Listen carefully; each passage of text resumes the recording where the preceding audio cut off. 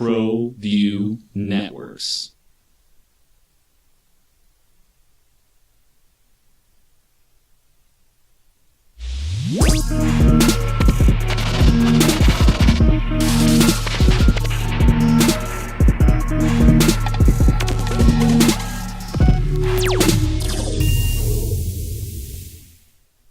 Morning, she's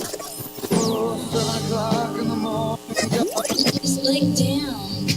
Now, It's 7 a.m. it's 7 a.m. Time for the opening drive. Voted the best sports show in New Mexico. For 5 years running. It's the OD and the AM with Jeff Symbieta and JJ Buck. Well, a new window opens in the National Football League as the calendar is always on. You know that. It's always National Football League season. So today, the 2-week window for applying for the franchise tag opens. Who will get tagged? Who should get tagged? Who might get tagged? Who won't get tagged? Who shouldn't get tagged? We'll get through that. It is a long weekend for many of you. Monday for some, Tuesday for others, Tuesday for all. If that makes any sense at all. The guy who grew up on in his basement racing on a computer won the Daytona 500, and the new poll is out. Oh, and JT Toppins, freshman of the week again. Good morning to you. Merry Tuesday. That feels like a Monday. Opening drive, Jeff Symbieta, JJ Buck, and DC. That was the long weekend, boys. Oh, what'd it do? It was fantastic. You like that? I do. It's cold back here though this morning. Yeah, it's freezing in here too. I think they're just trying to freeze us out of here. They're doing an excellent job. Yeah, no, there's like, you guys, like it's so cold, so miserable, you can go. You think? I mean, it's chilly. It is so cold back here. And there's no temperature control, right? Nope. Yeah. All right. Lots going on. Lobos lost on Friday in San Diego to the Aztecs. An emotional, a fun game. They get Colorado State tomorrow in the pit. JT Toppin is your freshman of the week. We'll get through that. I think the biggest thing over the weekend, there was a lot. Did you guys waste your time on the All-Star game Saturday? I know you did. I know you stared at it. Did you watch it? I watched Saturday night, did not watch Sunday. Sunday was a hard watch. And we kind of remembered it was on, put it on the background, and did stuff. Like, I'm sorry, dude. Like, congratulations that you scored 200 points. You could have a layup line and just keep going. I know it's the easiest commentary in the world, and everybody's on it. And I thought it while I was watching it. It was verified yesterday. Everybody's beating the hell out of the All-Star game. Why? And the biggest thing I heard was what I was thinking while I was watching it. If y'all don't care, why should I? Absolutely. Why? We talked about the Pro Bowl. Like, I don't know what All-Star games are good anymore. Baseball's All-Star games are good, I think, because it's the closest to a game, right? Yeah. Is it supposed to be a game? And if it's not, then do the skills thing, dude. It was good. You know, I mean, the Sabrina and Steph thing, we all look forward to. They both looked nervous. That was cool. Mac McClung coming out of the G League to win the dunk contest. I know people are pissed off that there's not superstars in it, and that a short Caucasian out of the G League won the dunk contest that nobody's heard of except for winning the last two. Okay. But I don't know, man. This is supposed to be their showcase, and it was bad. Yeah, I think with the NBA All-Star game, they need to look at what the Rising Stars have done. And they don't play a full game, and they have kind of squads that rotate. It's similar to what we've seen with the NHL All-Star game. They go out there and they kind of play a round robin with smaller teams. Maybe something like that, because these two do not want to play 4 quarters of basketball. No. You need something to spice it up a little bit where at least there's something to play for. Maybe if it's shorter spurts and you do a little round robin with smaller teams, maybe the guys would be interested to try to at least play a little competitive basketball. But it's embarrassing. We know it's the All-Star game and you're there to have fun, but it's not even fun when dudes are physically just standing there allowing people to make layups. What do you think? You got an idea? I actually really do like the idea of a round robin with smaller squads. If it was like what does that mean? Just five here, 5 there, like. What if it's 3-on-3? That'd be kind of fun. So you want to go half court? Why not? I mean, something, because Okay. this is not sustainable. It's not even worth watching. No, it's not. It's not. So I heard, and this was a big talk yesterday, and it's kind of crazy when you think about guys making $20, $40, $60 million a year. But when Adam Silver had 3, he's the commissioner of the NBA. He had 3 kind of initiatives this year. Three things that he went to the players. He wanted them to take the in-season tournament seriously. And he put an incentive on the line, $500,000 per player to win at $300,000 per second. They did. He wanted them to not take those national TV games off. You got to play 65 games out of the 85 to qualify for any of the incentives. And again, financially incentivize them. And it feels like it's working. And the other one was he wanted them to take the All-Star game seriously, but he did not put a financial incentive on it. There's no incentive financially to win the All-Star game. And again, you can say, well, they're taking their weekend and this is their break and they're not getting paid. The tough one to eat when all those guys are making, right, 20, 40, $60 million a year. Well, they're not getting financially incentivized to go win this exhibition game. But do you think there's something to that? See, if the in-season tournament one where it's not all about the money is because those are regular season games. Yes, you can go win some money, but those games also count, so you can't coach. So if you want to put more money on the All-Star game, fine, but the dudes still aren't going to play for 3.5 quarters. Right. They won't. Well, they didn't play at all because it gives the 20 the last 5 minutes. Yeah. So you have to think dramatically. If you want the All-Star game to at least be something where you can casually watch, you can't even casually watch this stuff. There's nothing to casually watch on this. You have to think about changing the entire format and not thinking about a traditional 4-quarter basketball. So you like the 3-on-3 half court? I mean, would you watch that? It's like watching the what was Ice Cube's league, the 3-on-3 league. I just do what the Rising Stars did. They played essentially. So what is that format? They have like 3 different teams. They had like the G League team, the Rising Stars, and I just forget the other one. And they played kind of a mini round robin games. And you play full court basketball, played at 21 or whatever. Just anything along those lines to shorter spurts where it would be just more entertaining to watch because these dudes aren't going to sit there and play 4 quarters of basketball for the All-Star. It's evident. But I mean, how big is the roster? 15 players? Right. So, I mean, you should be able to rotate enough that go back. I want to look at the distribution of minutes because, you know, Karl Anthony Towns had 50 points, right?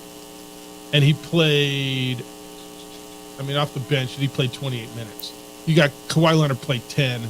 Anthony Edwards played 13. By the way, only played left-handed. Paul George played 10.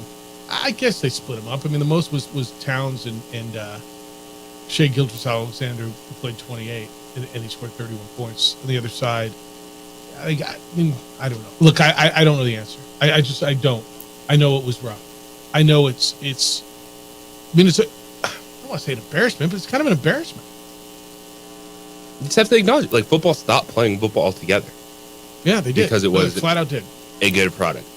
And it's the All-Star game. And I'm not expecting Game 7 of the NBA Finals and All-Star game. I'm not.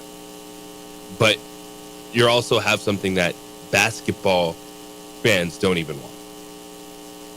Well, like hardcore basketball fans don't even want to watch All-Star game. Yeah. I listened to a bunch yesterday. I didn't find one person, and look, the old school basketball guys are furious, right? Oh, well, we played and Kobe did this and Michael did that. Oh, okay. The All-Star game still, we're putting up 150 points per team. 200 bombs, 211 to 186, 397 points scored. So you watched it? No, I didn't sit and watch the whole thing. I mean, I had things to do. So it was Sunday night. You put it on.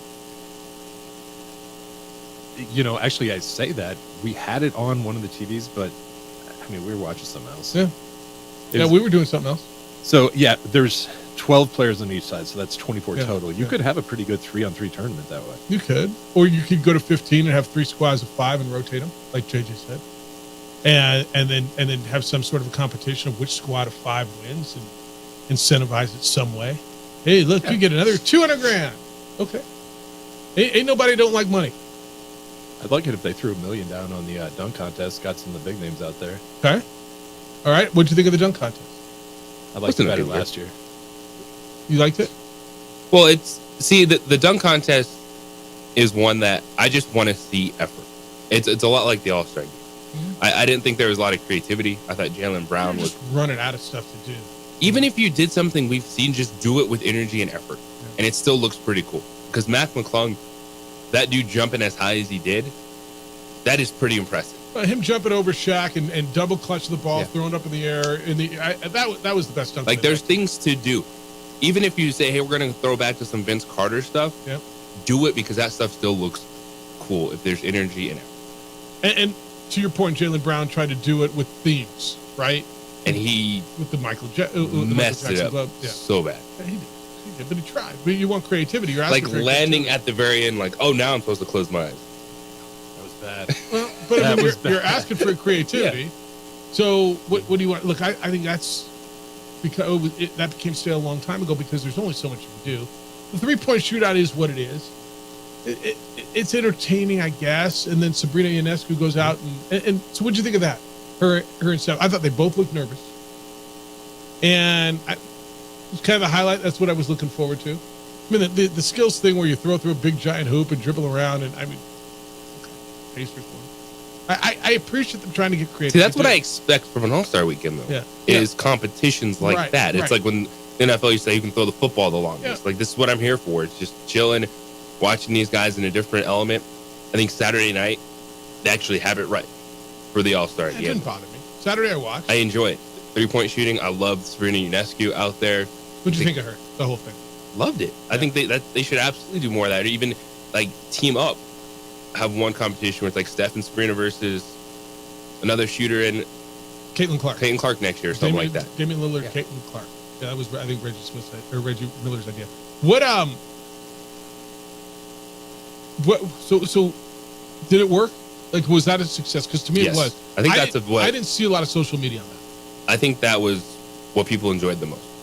Like, 3-point is that Because it was you can't new, mess first it of all. up. It was new. Yeah. We'd never seen it before. Like, the 3-point thing, I think it's one that people like, okay, Yeah, it is what it is. you go shoot. But it's a Those competition. guys, you see them get tight at the end. It's fun. It's enjoyable. You're throwing a yellow ball in the middle to count for double, and Mm-hmm. yeah, with the sponsor on it. Yeah, that's fine. What'd you think of Sabrina and Steph?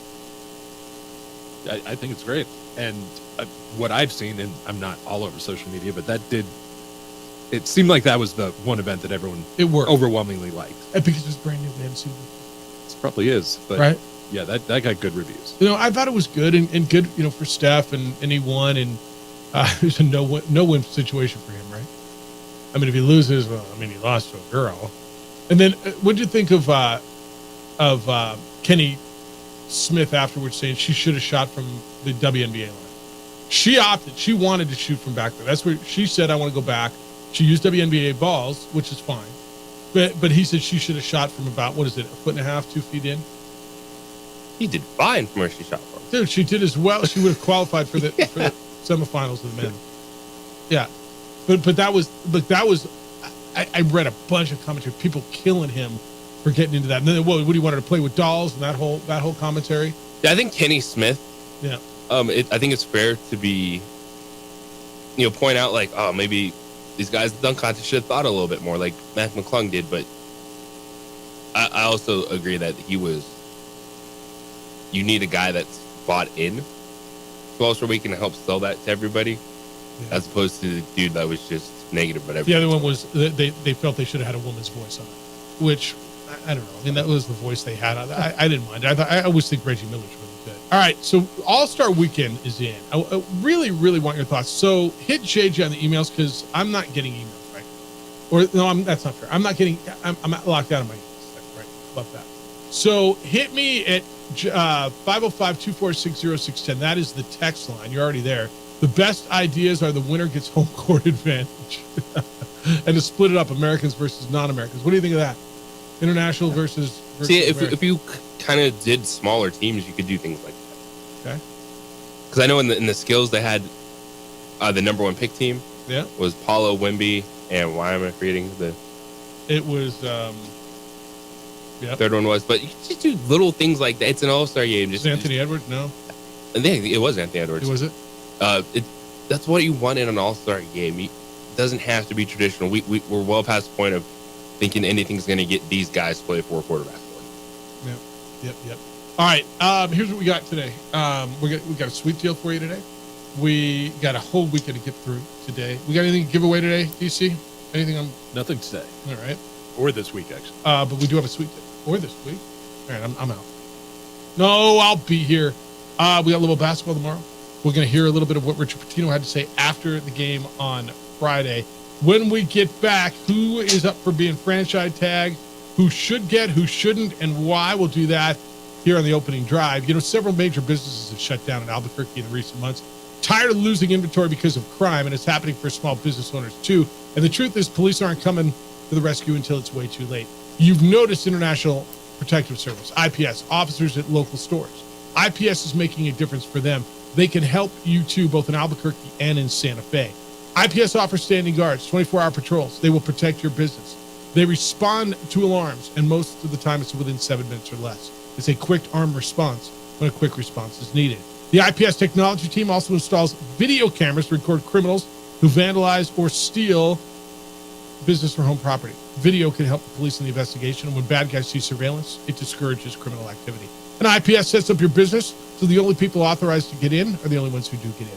Sign up and have them monitor your alarm, install cameras, and set up access control. IPS provides the manpower and technology to protect you and your business. Look, you've invested way too much to keep putting up with vandalism and break-ins. The number is 505-897-2420, 505-897-2420, or online at ipsglobal.com. IPS, passionate about making Albuquerque and Santa Fe a better place to live and work.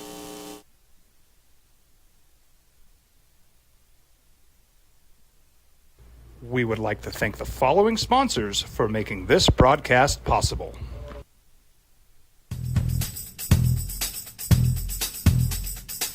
International Protective Services is a proud supporter of ProView Sports and New Mexico Youth Athletics. IPS provides residential and commercial security services in the Albuquerque metro area. For more info, please call 505-897-2420 or visit internationalprotectiveservice.com. Albuquerque's leader in sports is ProView. From pros to prep, all your favorite action.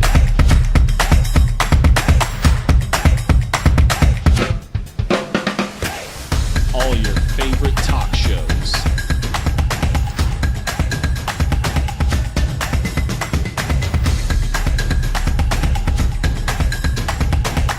Find it on ProView Networks. What's going on, Lobo Nation? Ja'Cory Krosky-Mirror here. And I'm Devin Dampier. The Lobo football team is going through some changes, but we're here to stay. We'll put in the work on the field and in the weight room, but we'll need your help off the field. 505 Sports Adventure is leading the charge in the NIL space. And you can be part of it. Try this shit better than all my intentions. Locked in shorty, you got my attention. See your baby, I get you the business. Touchdown and pay you a visit.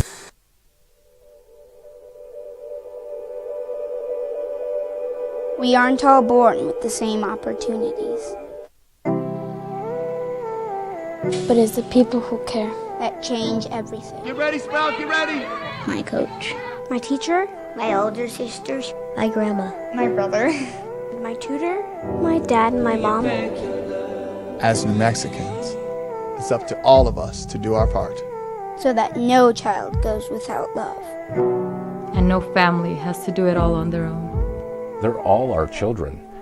Every single person is called to make a difference in the life of a child. It's up to all of us to do our part. To pull together. Pull together. Pull together. To make New Mexico the best place to be a kid.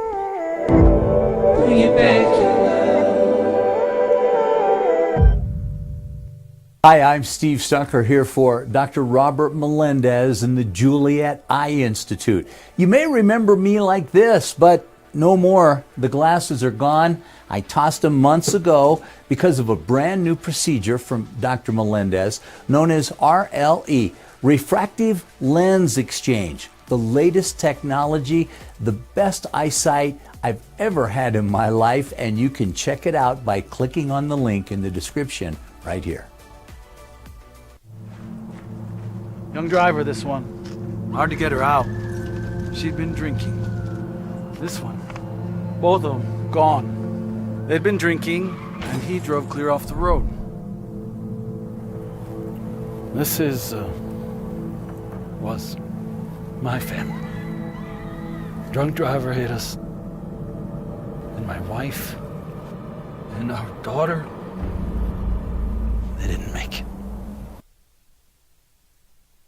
1 year to get franchise tagged in the National Football League, but it's a 1 year deal. You don't get the big round of cash, and you're going to hear a lot going on over the next couple of days, next couple of weeks actually, about franchise tags. Good morning to you. It is the opening drive. Jeff Symbieta and JJ Buck. DC's back there taking your calls at 505-246-0610. So NFL tag season, JJ, it's for those of you who don't understand it, it's fair. Each year, each franchise, and this was collectively bargained between the players' union and the NFL owners. So, if you have a free agent, you can sign that a free agent. There's two different types of tags. There's an exclusive tag, which means he's got to sign with you. He can't negotiate. Or there's a non-exclusive, where he can go out and get an offer sheet from somebody else, and you can match that offer sheet, and if not, you get compensated. The player will get, what is it, like the top, what percent of that position? They average around like the top 5. Okay. All right, so the player gets paid. Get a nice guaranteed chunk of money for 1 year. But he does not get the long-term deal for which he is seeking, right? So we're going to talk about a bunch of names here.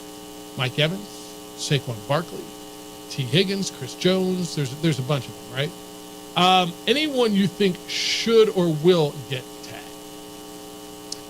I think for teams that have multiple big-time free agents, like the Kansas City Chiefs, I think Chris Jones or L'Jarius Sneed, one of them will get tagged to get by this year while the other one gets a long-term deal. And Chris Jones is going to get the deal, do you think? You don't think so? Yes. I'm looking at over the next years figuring out how you can keep both around for 3 to 4 years. And Chris Jones, 30 years old next year. L'Jarius Sneed, 27. Definitely the keys, the focal points to Kansas City's defense. But those are the ones that make a lot of sense when you have multiple players on a team. Because last year it was Lamar Jackson, right? And it was kind of seeing, is anyone going to offer him? Is anyone going to what Baltimore is going to do? There's not necessarily that guy where you see the franchise tag as being the difference maker. Like, oh my gosh, I can't believe this guy's not hitting the market or this guy's hitting the market. It's a lot of good players, but not that Lamar Jackson level. So I'll give you a few. Because I agree with you on the Chiefs. I think one of them gets tagged, one of them gets signed. L'Jarius, or Chris Jones. And I think they signed Chris Jones long term. I just think that's the way they're going to end up going here. There's a couple. Mike Evans is a free agent with Tampa Bay. Mike Evans has been a 1,000-yard receiver for the last 7 years, I believe. No, every year of his career. How many years has that been? 10 or 11. Has it been that many? Okay. So he's an aged or aging receiver, but he still produces. But I think they got more problems. I think they've got to figure out so many other things there, including what they're going to do with their quarterback. I just don't know that they can pay that kind of money to that guy. I see him going. I don't see T. Higgins getting franchised by Cincinnati. They're already paying Jamar Chase number one receiver money. Can you afford to pay two guys number one receiver money when you've got other issues going on? And I just do not see Saquon Barkley getting tagged. And as much as Saquon is good, he's not reliable enough. There's been a dip in production. He's injured a lot. I just cannot see the Giants spending that kind of money on a running back. Not guarantee him it'd be what I think like $16 million. The tag would go up a little bit more too, second time around for these players. So I agree with you on Saquon. I think Saquon Barkley, if I'm him, I'm taking a step back and saying, yeah, I know I want you to get paid, but Like, this is your chance to see if one of these good teams is kind of willing to pay. Like, hey, let's find our Christian McCaffrey. Let's get our piece to this puzzle. Who would that be? Baltimore, Buffalo. Okay. Like, I'm flirting with Is there those room? teams. Is there cap room there? I think if For the kind of money that he wants at 16 but plus the kind a of year. money he's not going to get. Right. He's not going to get franchise tagged again. He's not going to go to a big deal on the market. So I get it. You want the deal for yourself and everyone else. That's what these running backs are going to try to do. But also, it's easy. It's easy to sit here and say don't take money. No, it's the easiest thing for any of us to do in these conversations. Oh, you're already making X amount of money. Why would you want more money? But I think if you're Saquon Barkley, or even like Derrick Henry now at the end, like, see if you can just go to a team that Who wins. would you rather have right now, Derrick Henry or Saquon Barkley? I know Barkley's way younger, and there's explosiveness there, but my answer is Derrick Henry. I do like Derrick Henry, especially when you look at how many times we're watching a game and you're looking for that power element. And I think Barkley can bring that to you, but there's a little more uncertainty of just games missed with Saquon. He's 30 years old, is Derrick Henry, which is the magic number for running backs, right? Oh, well, he's on the wrong side of 30. He's on the wrong. Yeah.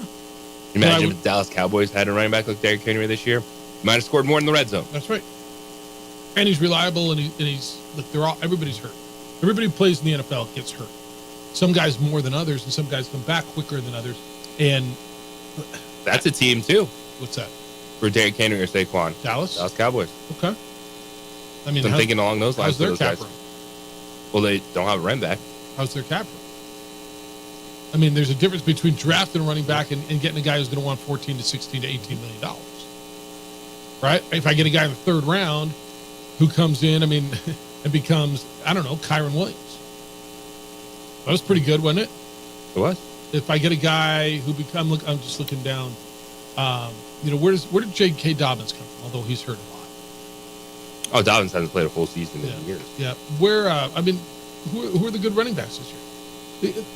Jonathan Taylor was out all year. It was Mack for Indianapolis. Where did he come from? Right?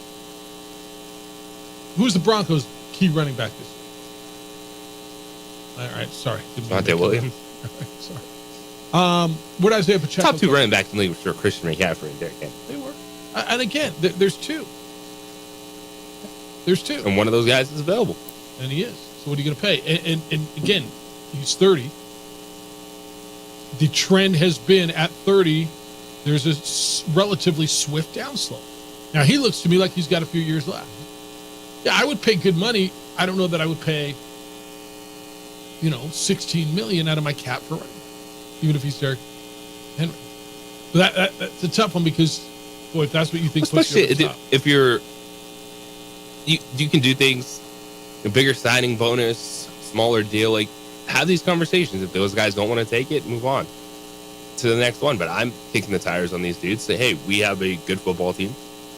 You want to come be a piece to this puzzle? Here's what we're thinking about. If not, okay. Yeah, we're good.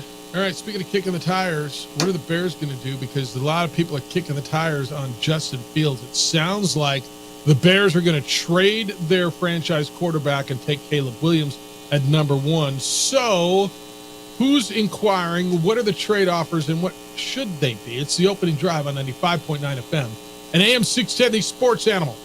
This report is brought to you by Ski Santa Fe.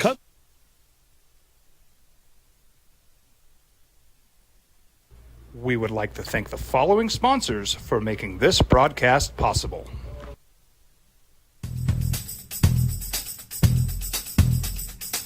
International Protective Services is a proud supporter of ProView Sports and New Mexico Youth Athletics.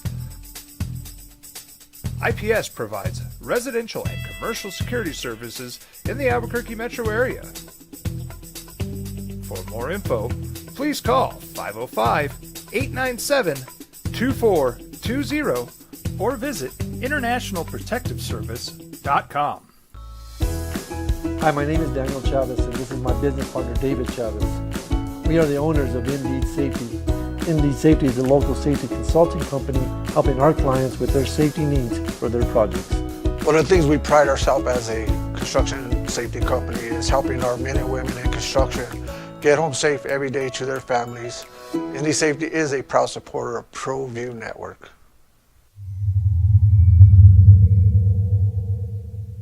Hi, I'm Steve Stucker here for Dr. Robert Melendez and the Juliet Eye Institute.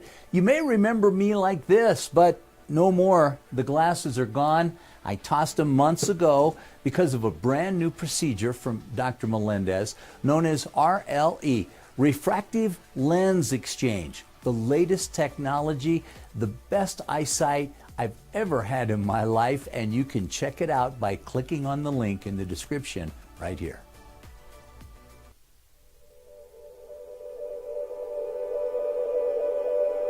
We aren't all born with the same opportunities. But it's the people who care that change everything. Get ready, Sprout, get ready.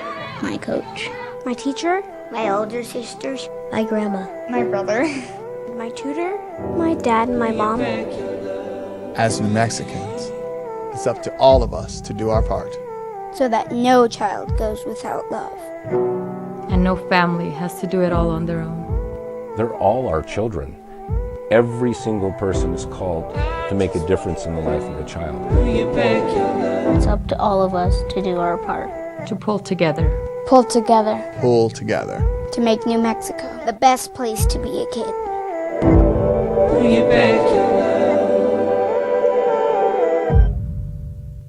If you're drunk, blasted, intoxicated, ripped, plastered, destroyed, bruh. If you're like this, you shouldn't be driving. Young driver, this one. Hard to get her out. She'd been drinking. This one. Both of them gone. They'd been drinking, and he drove clear off the road. This was my family. Drunk driver hit us. And my wife and our daughter, they didn't make it. Don't sacrifice quality and flavor when you're in a hurry. Golden Pride offers ribs, fried chicken, red and green chili breakfast burritos, and Frontier sweet rolls. 4 great locations, or visit us online at goldenprideabq.com. Golden Pride Barbecue Chicken and Ribs are proud supporters of ProView Sports.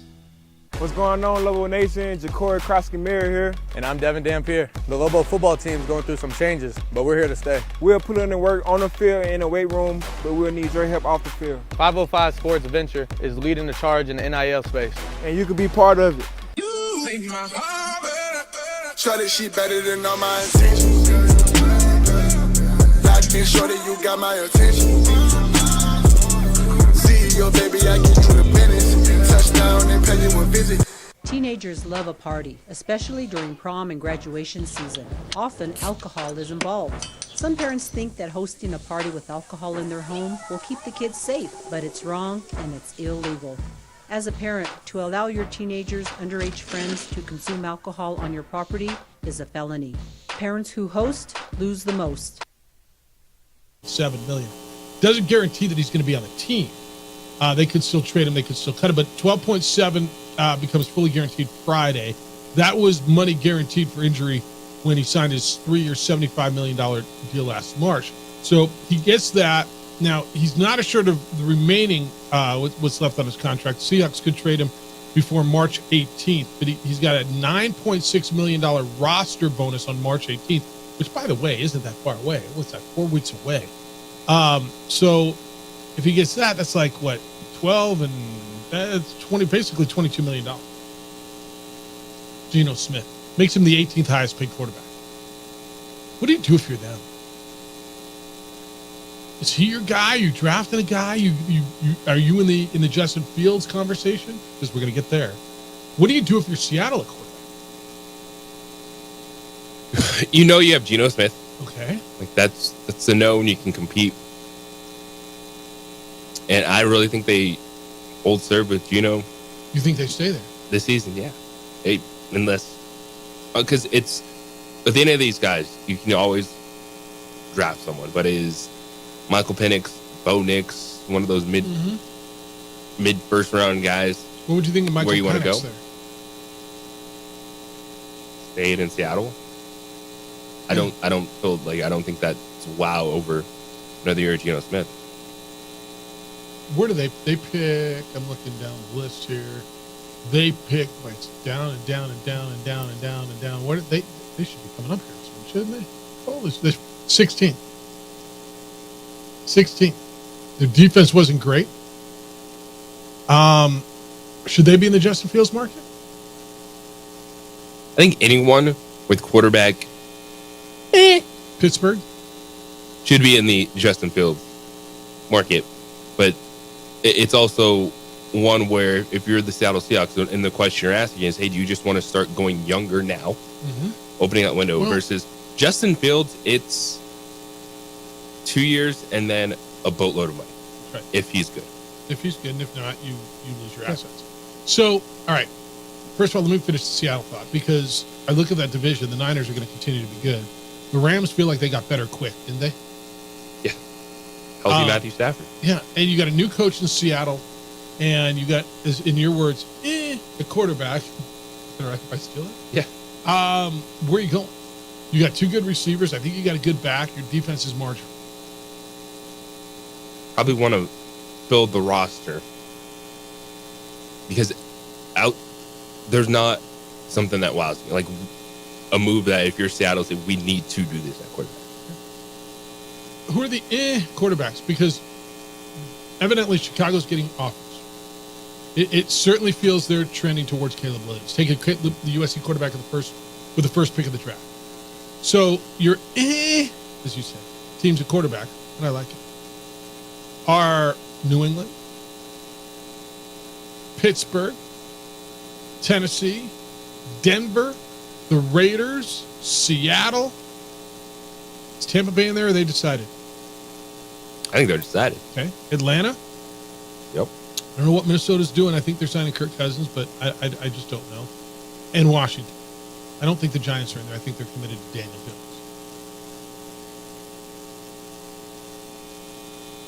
Best spot, best offer. Is it Washington? Washington is sitting third. They're going to take whatever's left, right? They're not going to Washington has a second overall. Second, so they're not going to spend to move up. And they're certainly not going to take Justin Fields. So Pittsburgh screams at me. I don't see Pittsburgh doing that. This doesn't seem like anything that they're going to do as a franchise is go get Justin Fields. If they do anything, we're going to sign Ryan Tannehill. What's the price? What's the price? Like, that's not a Pittsburgh move at all. Even if Pittsburgh Steelers fans would like to see that move, that is not what that franchise is going to do. They are going to sign Ryan Tannehill to be their starting quarterback. Right now, the Steelers are actually odds-on favorite. Are they really? Minus 125. Yep. Bears are second at plus 200. The Bears are. So to keep him. Correct. And then the Falcons? Then Falcons, Patriots, Broncos. What's the price for Justin Fields? That is an excellent question. You got to think at least 2 firsts. Really? I don't think they get 2 firsts at all. No way. They'd love that. You've got a 3-year sample size. This is a risk. Like, if you're Denver right now and you guys need a quarterback, what are you willing to offer? Since I'm the Broncos, I would rather see them take a chance on potentially trying to move up to grab one of these guys, or so you want go like Bo Nix, Michael Penix, who may fall to you. Something on those. Where are you? Where are you drafted? They have the 12th overall. So you can get a Bo Nix, Michael Penix at 12. You absolutely can. Because we'll find out. Everyone says Sean Payton's this quarterback guy, this quarterback developer. Well, let's see it. What else do you need? I mean, kind of everything, right? You need an edge rusher. You could use a cover corner, right? They've got a lot of holes on that roster right now. Defensive line's not great.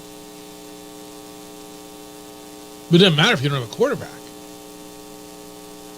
But the Broncos are the longest playoff drought in the NFL. Is that correct? I believe that is. It's insane. I mean, honestly, that franchise, that's insanity. But I don't. Well, all right, so you would rather have Penix or Nix or something like that as opposed to Justin Fields, correct? Because you don't have to give up. Because the clock starts over. Yeah, and there's so many needs for that franchise. Yeah. If I'm looking like I want to see Justin Fields in the I would love that. Atlanta. With the Falcons. Because you have two fantastic running backs. Yep. You have Drake London. You know, just Kyle Pitts can get healthy. Like there's a lot of weapons and things that just they didn't have for 3 years in Chicago. As a Bronco fan, DC, who do you want to see your quarterback? I mean, you need a quarterback. It can't be Russell Wilson. Who do you want to see? What should they? I like the idea of drafting someone in the first round, depending on who falls and those factors. But there's still a big question with Russell Wilson. He's not out yet. I mean, there's a chance he actually plays. He should be out, right? And there's also so much money that you just be sitting on, and then it's easy to say you should be out, but then you're going to be able to do anything if you don't. Yeah, but couple. He's not that good. Do we agree on that? We don't. Russell Wilson, then? Yeah. I think that's fair. I mean, are we there yet? He's done. He's the play quarterback in the NFL. He's just not that good. He went to 2 Super Bowls. He won 1. He never take it away from him. He was good. He's just not that good. Secondly, it does not feel like he is a unifier in that locker room. It doesn't feel like he's a positive presence in the locker room. Does it to you? No. So how much money is all that worth? If he continues to be your quarterback, or he's there and he's making all that money and he's still that guy in the locker room, like, do you think he's going to help Bo Nix or Michael Penix? I also don't think Sean Payton helped this at all. I agree with that 1,000%. Being a locker room unifier. Yep, I totally agree with that. And then he gets a Lululemon commercial. You see Sean Payton with Wayne Gretzky on the golf course in the Lululemon pants commercial? No, but I like that. Do you? I do. I like Lululemon. You haven't seen the pants commercial where they all rip off their pants? No. I saw it 15 times this weekend. You've seen it, right? I haven't. Really?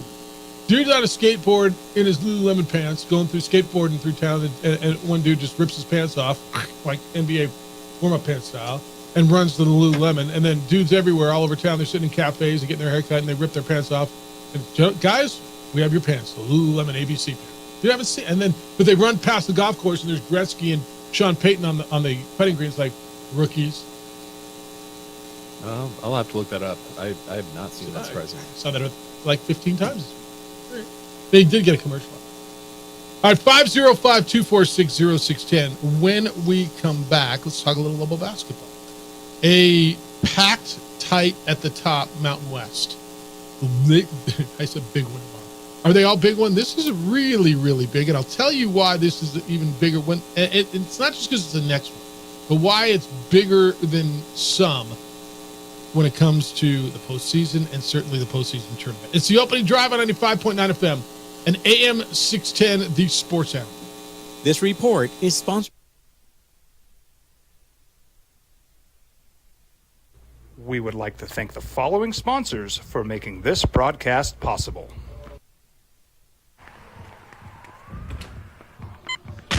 These are more than just the sounds of a safe place to go after school. These are the sounds of interest being ignited and of mentors making an impact. At Boys and Girls Clubs, we don't do just one thing. We do whatever it takes to meet the needs of every kid who comes through those doors. Because whatever it takes is what it takes to build great futures. Great futures start here.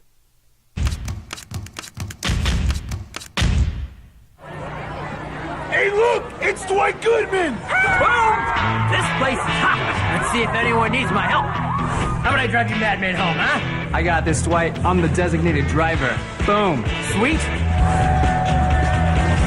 Does anyone need Dwight's help getting home tonight? No thanks, Romeo. I've got a taxi all lined up. Drive safe, Dwight. Boom! Boom!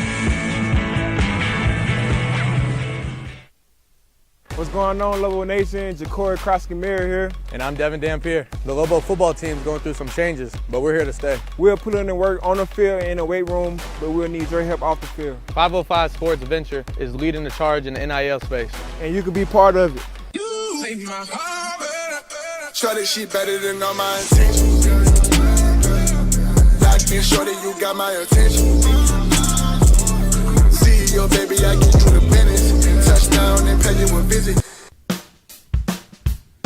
Well, I'm going to the frontier, walking to the cashier, order up a root beer and a number one. Cover it with green stuff, one scoop is not enough. Find a booth is real tough, back by the Duke.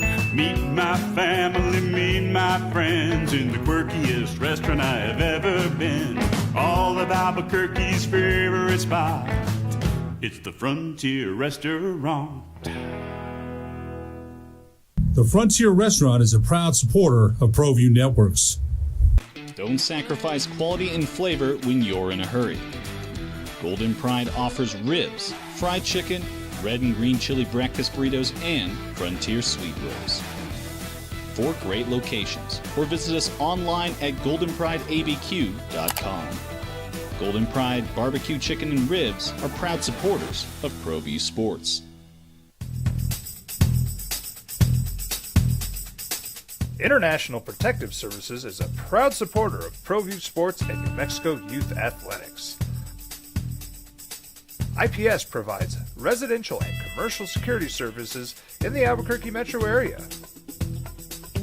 For more info, please call 505-897-2420 or visit internationalprotectiveservice.com.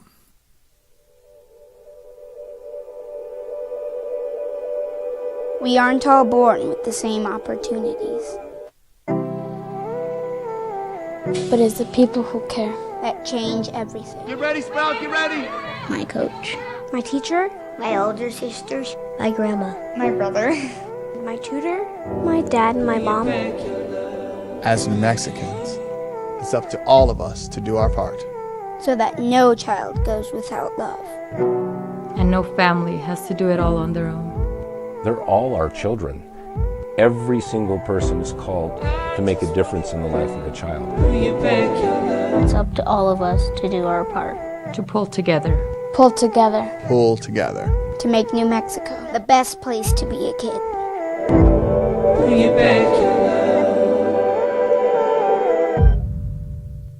Teenagers love a party, especially during prom and graduation season. Often, alcohol is involved. Some parents think that hosting a party with alcohol in their home will keep the kids safe, but it's wrong and it's illegal. As a parent, to allow your teenagers' underage friends to consume alcohol on your property is a felony. Parents who host lose the most. Don't be a party to teenage drinking. This is a program of the Drug Free Action Alliance. For more information, go to burnco.gov/do-not-host. What's going on, Lobo Nation? Ja'Cory Krosky-Miller here. And I'm Devin Dampier. The Lobo football team is going through some changes, but we're here to stay. We'll put in the work on the field and in the weight room, but we'll need your help off the field. 505 Sports Venture is leading the charge in the NIL space. And you can be part of it. Shorty, she better than all my intentions. Locked in, shorty, you got my attention. CEO, baby, I get you the business. Touchdown and pay you a visit. Young driver, this one. Hard to get her out. She'd been drinking. This one. Both of them gone. They'd been drinking, and he drove clear off the road. I know. You say it every day. It's a big game. It's a big game. And I'll tell you why it's a little different big tomorrow night for the Lobos. Opening drive, Jeff Symbieta and JJ Buck. Good morning to you. Happy Tuesday. If it's your Monday, it's still your Tuesday, so you win. If you worked yesterday, well, then it's, regular Tuesday, I imagine. Lobos coming off the loss to San Diego State will play Colorado State tomorrow. And let me explain to you why this is such a big deal. So Lobos right now are sitting in 5th in the Mountain West Conference standings. Keep in mind the top 5 spots get a bye in the first round of the league tournament. I don't even want to underestimate what that means. Having to play 3 to win the champ. Nobody's ever come out of anywhere out of the top 5 when it's been in this format change. Nobody's won 4 games to win the tournament, right? They are basically a half game in front of Nevada and UNLV, the 2 teams behind them, or Nevada and UNLV. They own the tiebreaker over Nevada after sweeping them, but they do not own the tiebreaker against UNLV because they got swept. The team they are tied with currently for 4th and 5th place is Colorado State. That's who's in the pit tomorrow. if the Lobos lose to Colorado State, they will have been swept, and essentially it's going to be a really rough go, JJ, to finish in the top 5. Yeah, so it's a double whammy of things, of just staying in the chase for a Mountain West regular season title. The fact that all these teams are a game and a half within each other, so that could push you from, hey, we're in second place to, oh my goodness, we're in 6th or 7th place. And this is why the Mountain West is so intriguing, and why each game you feel just means that much more, coming off the results, coming off what we've seen happen overall. You know, Friday night didn't surprise me, but a lot of people were super frustrated with this team. I'm interested to get your thoughts, because the Lobos should lose at that game. Well, they should, I know you don't want to hear that. There's a tough one. It's a tough thing to hear that they should lose, as much as San Diego State should lose in the pit, right? Yeah. Now, you don't think San Diego State's going to get blown out like that in a game. And so when you say that, and you say that when these evenly matched teams go on the road in this league, typically the home team wins. San Diego State is the only team that has not lost at home in the Mountain West. They're the only team in the league that's still perfect at home. I'm back up before I go to Friday, where the Lobos lost 81-70 in San Diego. If the Lobos win tomorrow night, they can move into 3rd place. The difference between 3rd and 7th basically is tomorrow night, or 3rd and 6th. San Diego State plays at Utah State. One of them's going to lose. One of them's going to win. So one of them will fall to 9-5. Boise State's probably going to beat San Jose State at home, move up into 2nd place. And then the New Mexico-Colorado State winner will go to 9-5 and tied with San Diego State or Utah State. If it's Utah State, the Lobos have the tiebreaker as of now over them. They play in Logan the final game of the year. A lot of games this week that matter, a lot. So San Diego State, Utah State is really big on Tuesday. That's tonight. UNLV's got to go on the road at Air Force. Look, that's an Air Force team that blew them out of their own building by 34. I would assume UNLV, look, UNLV's played really well. Really well. You watch them and you're like, holy smokes. There's a bunch of grown men, except for that kid playing point guard who's maybe the best player on the floor. Friday, Nevada should beat San Jose State, and then some big ones on Saturday. It's a big week for Colorado State. They're in the pit, and then they go to Thomas and Mack Center. So a lot's going to shake out, but this one is it. If you lose at the pit tomorrow, it's a hard one to get back, because you will have been swept by both Colorado State and UNLV, who are right there with you, and it's going to be hard then to get over them and get a first-round bye in the conference tournament. Tomorrow night, again, another, and it's the next one, and I understand it. The Nevada game was huge. San Diego State was big because, you want to sweep them. This one's really big. San Diego State was a big opportunity, but it wasn't a negative. Kind of got a win game. Because you had the split. Tomorrow's a kind of got a win game.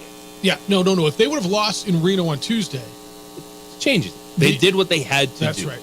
Right. The pressure on Friday night last week would have been way more intense, and this loss to San Diego State would have been way more impactful if they would have lost in Reno, but they didn't. And I think they're still in good shape, but they can't lose tomorrow night. All right, you want to go back?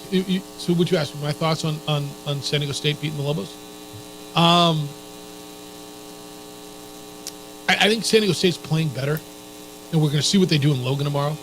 This is kind of a relatively common trend for them. They get better. They'll drop a bunch of games in the conference schedule, and they feel like they get better as they get closer to tournament time every year, don't they? I thought they were really good defensively, as they always are, really good defensively. New Mexico shot, 35% from the field.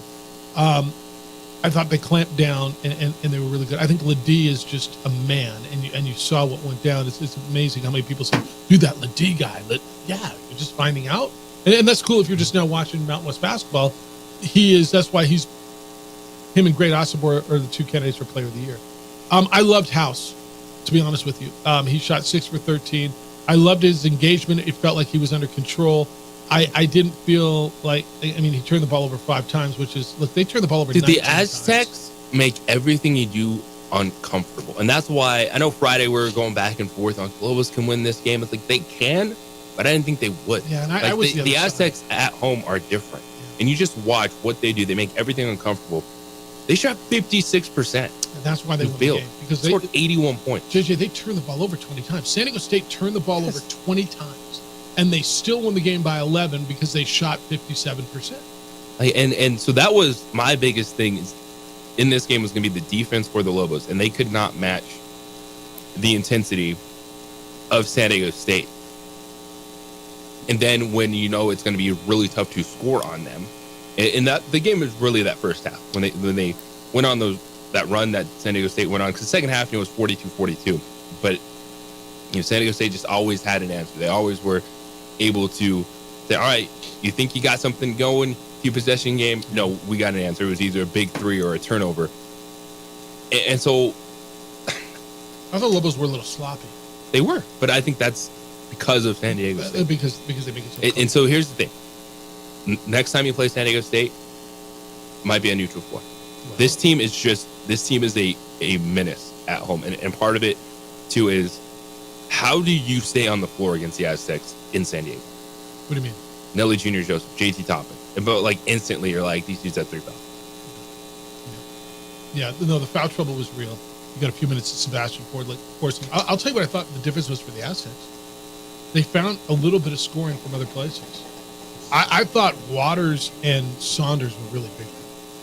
Waters especially, and Saunders was unbelievable. Well, Saunders had what, 12? Had an 8-0 run by himself. Waters hit some big points, and he only takes 4 shots. If they find someone outside of Ladino, because Butler's not a scorer, Powell's not a scorer, Parrish sometimes is. That to me, that was the difference. When the Waters run, kind of put it away. When Saunders hits a 3 alley-oop in transition, and the place goes freaking bonkers. We'll hear a little bit what Richard Pitino had to say. What your thoughts? Lobos in Colorado State tomorrow, coming off the loss of the Aztecs on Friday past. What do you think? It's the opening drive on 95.9 FM and AM 610, the Sports Animal. The madness is coming. We would like to thank the following sponsors for making this broadcast possible. What's going on, Lobo Nation? Ja'Cory Krosky-Miller here. And I'm Devin Dampier. The Lobo football team is going through some changes, but we're here to stay. We'll put in the work on the field and in the weight room, but we'll need your help off the field. 505 Sports Venture is leading the charge in the NIL space. And you can be part of it. Shorty, she better than all my intentions. Locked in, shorty, you got my attention. CEO, baby, I get you the business. Touchdown and pay you a visit. ProView Networks would like to thank the following sponsors for making this broadcast possible. Hans Whitler Automotive, German car maintenance and repair in Albuquerque, New Mexico. Call 505-294-7684 or visit hanswhitlerauto.com. Hi, I'm Steve Stucker here for Dr. Robert Melendez and the Juliet Eye Institute. You may remember me like this, but no more. The glasses are gone. I tossed them months ago because of a brand new procedure from Dr. Melendez known as RLE, Refractive Lens Exchange. The latest technology, the best eyesight I've ever had in my life, and you can check it out by clicking on the link in the description right here.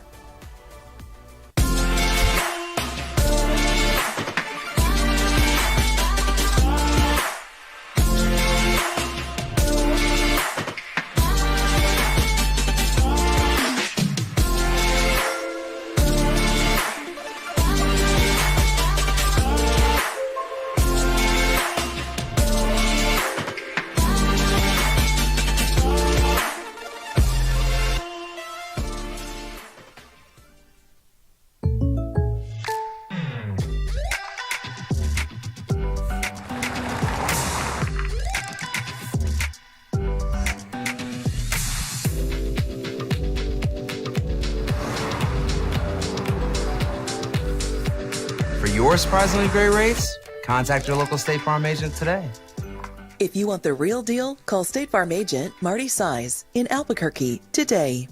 Like a good neighbor, State Farm is there.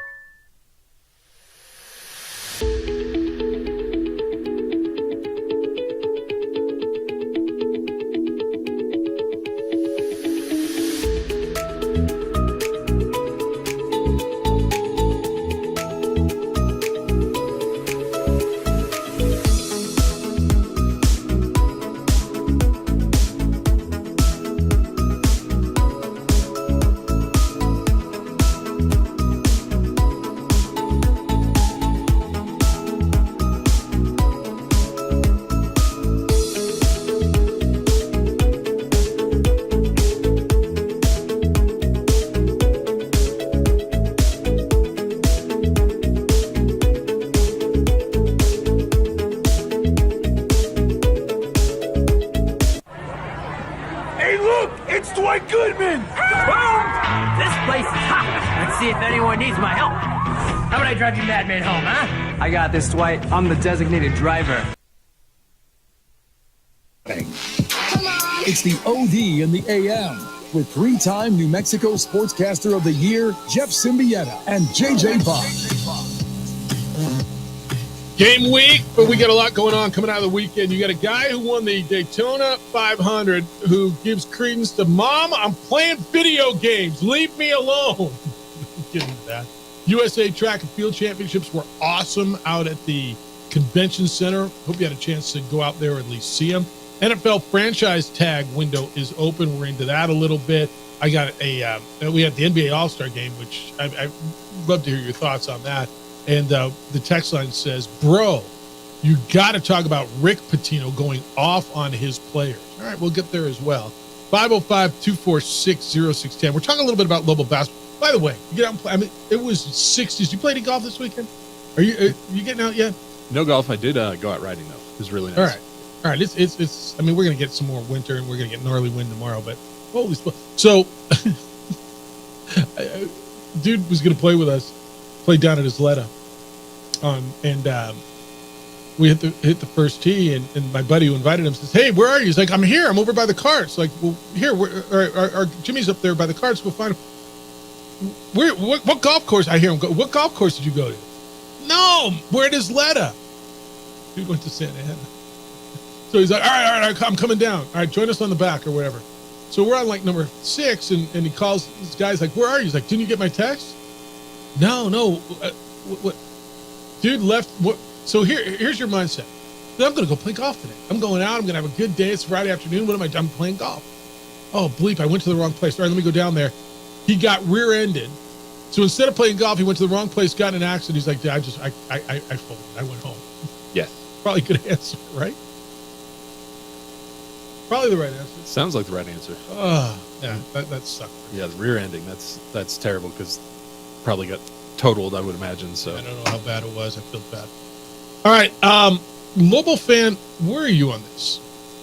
Because JJ, you were saying all over the social media, people are losing their mind, and again, we get high and low, and because every game's a big game now, and because this league is so tight, and because, I mean, you kind of are still riding the bubble. I think you're securely on the good side of the bubble right now. I really do. Lose tonight, we can have another conversation, or tomorrow night we have another conversation.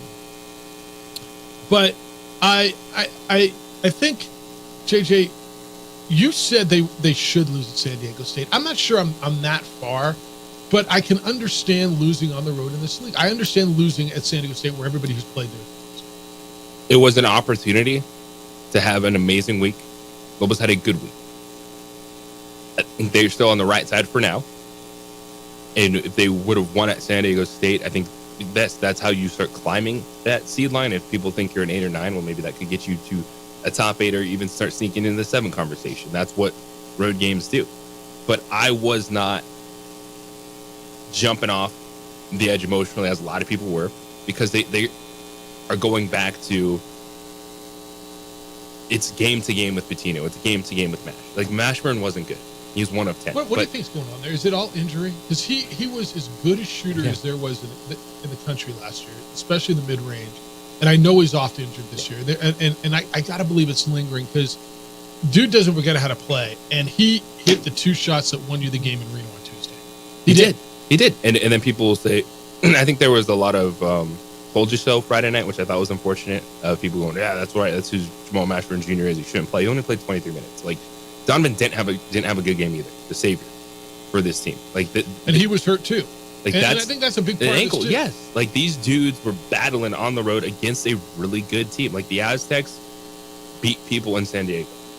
It's not shocking. They're 13-0. I don't think that game says that it's the same old Rich Pitino in the second half of the season. It's the same old Lobos. I think it was a lot of factors for New Mexico of coming off the ankle. We didn't know if he was going to play. Wasn't great at finishing the rim. Jamal Mashburn Jr., what's happened? Well, the reality is he's the third guard on this team that is in a shooting slump, and it's evident that Richard Pitino sees that, given the fact that his minutes have gone down. All right, so this is Rich Pitino specifically on Donovan Dent and the rest of the offense. So Dent was a game-time decision. I kind of was leaning that he would. I saw the line move to 6.5, and somebody called me. Now, I didn't bet the game, but I know a lot of you did. I had a good buddy call me and said, "Hey, I hear Dent's out. That's why the line's moving. If you know, just in case you're," I'm like, "No, I'm good, man." He did play, obviously injured. Here's Richard Pitino after the game with Robert Portnoy and Hunter Green on the UNM Sports Radio Network on Donovan Dent and the rest of the offense on Friday. Yeah, he missed a couple of good looks at the rim that he normally makes, so you got to think the ankle had something to do with it. But then you've got Mash was 1 for 10. You've got Jamal Baker 1 for 6 and True 1 for 4. We weren't making shots, and with their length, you got to make some shots. But they're big. They're really, really big, and that's why we kept saying go into JT. They were doubling, and then we got a reversal. Mash missed it, but it was a really good look. So we got to work on it. We got 3 days to really, really work on it and get better so we can slow down a little bit offensively. And again, that's courtesy of the, what is it, Lobo Sports Radio Network or UNM Sports Radio Network? You say it all the time. UNM Sports Radio Sports Radio Network. That's why he wasn't so upset. And that's why I think you guys, look, losing sucks anytime you lose. You did get good looks. You guys all want, well, not all, but those of you who were screaming that Mashburn shouldn't be playing as much, you wanted Baker. He went 1 for 6, right? He talked about moving the ball around and getting loose. Look, I'm going to take my chances. At some point, Mashburn's going to get hot. He's going to figure it out. I don't think the guy forgot how to play basketball. But if he's injured, then you got to find somewhere else. I think after the season, we're going to find out really what happened, right? And I think the next 3 weeks, how much does that ankle hamper Donovan Dent? JJ, that's as much a key as anything else to this team right now. No doubt. How much? Because they're going to play. Donovan Dent's terrific. The best point guard in the league's coming in tomorrow. Isaiah Stevens. And this is no disrespect to Jalen House, to Donovan Dent, to Lamont Butler, to Pickett. Isaiah Stevens is one of the best point guards in the country, isn't he? Absolutely. And you need, it's not just offensive. Like, Dent has to be a factor defensively. Yes. And I think that's one thing. I know we hyper-focused on Jalen House, Jamal Mashburn Jr. I think that's the next level for Donovan Dent, is becoming a better defender. But the reality is what he's dealing with right now, the ankle is going to affect him on both ends of the floor. And it was already a game in which it was going to be tough to get anything going against the Aztecs. And then if you have guys that are a little banged up, and that was more than just a little banged up, you're starting point guard dealing with a bum ankle. Yeah, man. and I wonder how healthy Mash is. That's going to affect you. And with Mashburn, it's a whammy of everything, man. He's dealt with significant injuries to his hand and shooting. It's the fact that his role has dropped on this team, and it's a lot to work through. But if there's anyone I do trust, it is Mashburn to at least be consistent with his effort and character. All right, Pitino was asked just his thoughts on San Diego State and the second half of the game, which was a high-scoring 42-42 game. The game was San Diego State separated the first half and then held the Lobos off the rest of the way. We were better in the second half, but we just talked a lot about if we don't play good offense, we're going to allow them to get out on the break in this building. And, we had some silly turnovers at the end, and it just they're so athletic, they're long, they're big, and then you get the building going, it's very, very hard. So we needed to be more efficient offensively. 6 assists, 19 turnovers, obviously no good. We did our part of turning them over. I thought we battled on the boards, did a lot of good things, but I think San Diego State, you got to give them credit. They haven't lost a game here since us last year, and they're a terrific team. So I don't know if you noticed this. I told you this a number of times. I really like Richard Pitino's demeanor. After games, during games. He was hot at one point the other night, but I have no problem with that, by the way. Huge difference to me after this loss than after the last home loss to UNLV. Just you could, and I don't know if you sense the frustration after that. This one was like, you know what, we got to split and we're in good shape. Everybody who's coming here lost. Yeah, I wanted to win, but this is one of those. What's the word? Acceptable is not even the right word. Understandable loss? How about that? Yes, that's where I was with it. I know as a fan, and especially when you're online or you're watching it, you're going at it with the Aztec fans, right? You're going back and forth, so you're going to have a different level of frustration when you're voicing your opinions after that game with the Aztec fans coming right back at you. But this week was about getting a split. However you did it. If you swept San Diego State, that would have been unbelievable. Right. But you got the win in Reno. You went 1-1, and now you have you got 2 more chances. Kind of got a win game at home tomorrow. Yep. To get that split with Colorado State because of everything that's in it. The race for staying in the top 5, the race for somehow winning a Mountain West regular season title. Don't you feel if the Lobos hold serve at home, so that means they win their games, Colorado State, Air Force, and what's the third one that's left? Is it Fresno? And I might. Is that what it is? Yeah, and I might be pushing and split on the road this game a little bit higher in our almost towards must-win territory just because of what's happened the last 2 times at home. No, they've lost their last 2 at home. Yeah, no, they lost the Boise State game and then they lost to UNLV. If they win their last 3 at home, that would be Colorado State, Air Force, and I believe it's Fresno State, right? And split the Boise State and Utah State. I think they're in. Don't you? Yes. I think they are on the right side of the bubble. Then I think they're on the right side of the bubble. I think they're in. Now, you're going to be a double-digit seed, I believe. Now, if you depending on what else happens. Text line 505-246-0610. Again, I'll get my emails going here in a little bit. I don't have access to them now. So if you're sending me emails and I'm not responding, that's why. This one says, the longer Ledee gets to camp in the paint, the better he is. Yeah, Lobo fan were really upset that they felt that he was in there for 4, 5, 6 seconds at a time. And it's funny, whoever loses the game, right? When the Lobos blew the Aztecs out of the pit, San Diego State fan was losing their mind over the officiating. Now, they lost by 18. So it's hard to convince me that the reason San Diego State lost here was because the officials when they lost by 18. But they lost their mind, JJ, at the officiating in that game. Lobo fan really had a struggle over the officiating in Viejas, especially with that piece of it, that Ledee gets to camp in the lane. Did you feel that was an issue? Because he's in there a bit.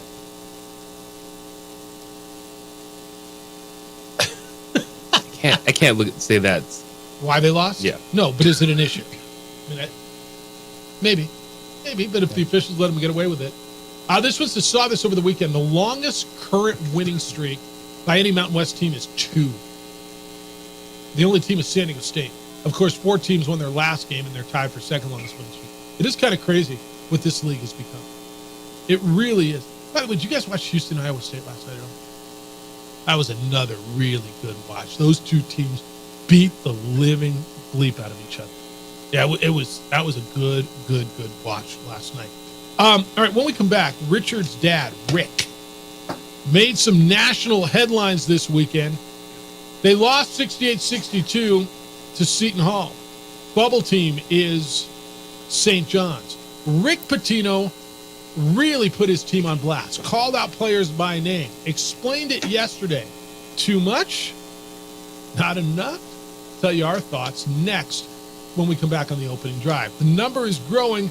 International Protective Service has hundreds of homeowners who trust them to install alarms and cameras and keep their eyes on those homes and those businesses and to respond quickly when the alarms go off with an armed officer. The reality is police aren't coming for hours if they come at all. In most cases, IPS is there in 7 minutes or less.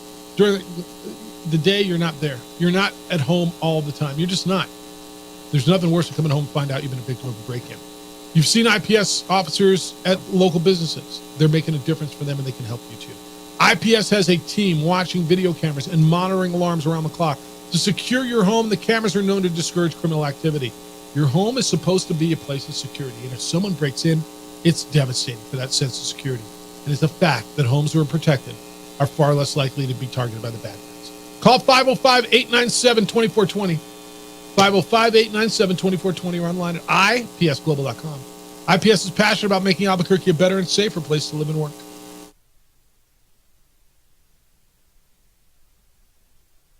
We would like to thank the following sponsors for making this broadcast possible. Teenagers love a party, especially during prom and graduation season. Often, alcohol is involved. Some parents think that hosting a party with alcohol in their home will keep the kids safe, but it's wrong and it's illegal. As a parent, to allow your teenagers' underage friends to consume alcohol on your property is a felony. Parents who host lose the most. Don't be a party to teenage drinking. This is a program of the Drug Free Action Alliance. For more information, go to burnco.gov/do-not-host. Hi, my name is Daniel Chavez, and this is my business partner, David Chavez. We are the owners of Indeed Safety. Indeed Safety is a local safety consulting company helping our clients with their safety needs for their projects. One of the things we pride ourselves as a construction safety company is helping our men and women in construction get home safe every day to their families. Indeed Safety is a proud supporter of ProView Network.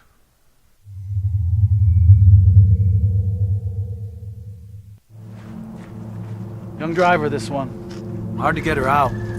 She'd been drinking. This one. Both of them gone. They'd been drinking, and he drove clear off the road. This was my family. Drunk driver hit us. And my wife and our daughter, they didn't make it. I was born in New Mexico. I grew up on these streets. I got in trouble here, and I fought my way back in Burquia. I love New Mexico, especially the people. Now I'm using my training, tenacity, and energy to fight for you. I'm Adam Oki, lawyer, fighter, and New Mexican. I was a local athlete here in New Mexico, so I'm proud to support your local athletes.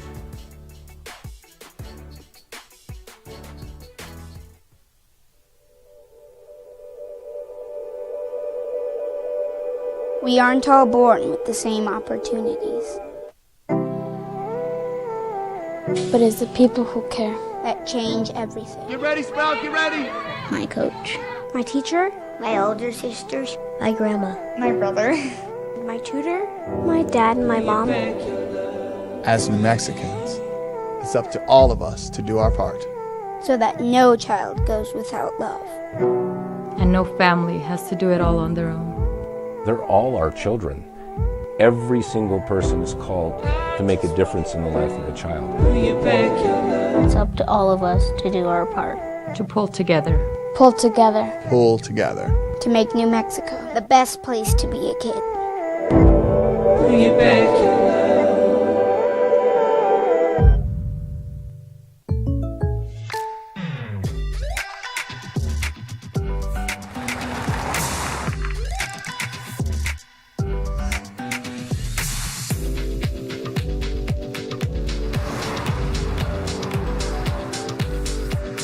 Your surprisingly great rates? Contact your local State Farm agent today. If you want the real deal, call State Farm agent Marty Size in Albuquerque today. Like a good neighbor, State Farm is there. Hey, look! It's Dwight Goodman! This place is hot. Let's see if anyone needs my help. How about I drive you madman home, huh? I got this, Dwight. I'm the designated driver. Boom. Sweet. Does anyone need Dwight's help getting home tonight? No thanks, Romeo. I've got a taxi all lined up. Drive safe, Dwight. Boom! Boom!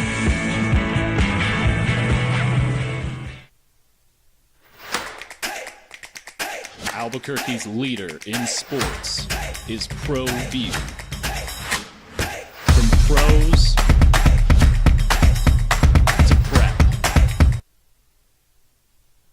Glad you're here on 95.9 FM and AM 610 The Sports Animal. Thank you for spending your Tuesday morning with us, although it kind of feels like Monday for some of us. Hall of Fame coach Rick Pitino, Richard's dad, is at St. John's. I guess, JJ, you earn, right? You're a Hall of Famer. You win national championships. You earn a little bit more. You can do stuff. He went after his players, and he called his players out by name. Said they're slow laterally. It's just who we are. He calls. How about let's drop one of the big time quotes on. Yeah, no, go. He said, quote, "Our lateral quickness and our toughness is just something I've never witnessed in all my years of coaching. We are so non-athletic that we can't guard anybody without that."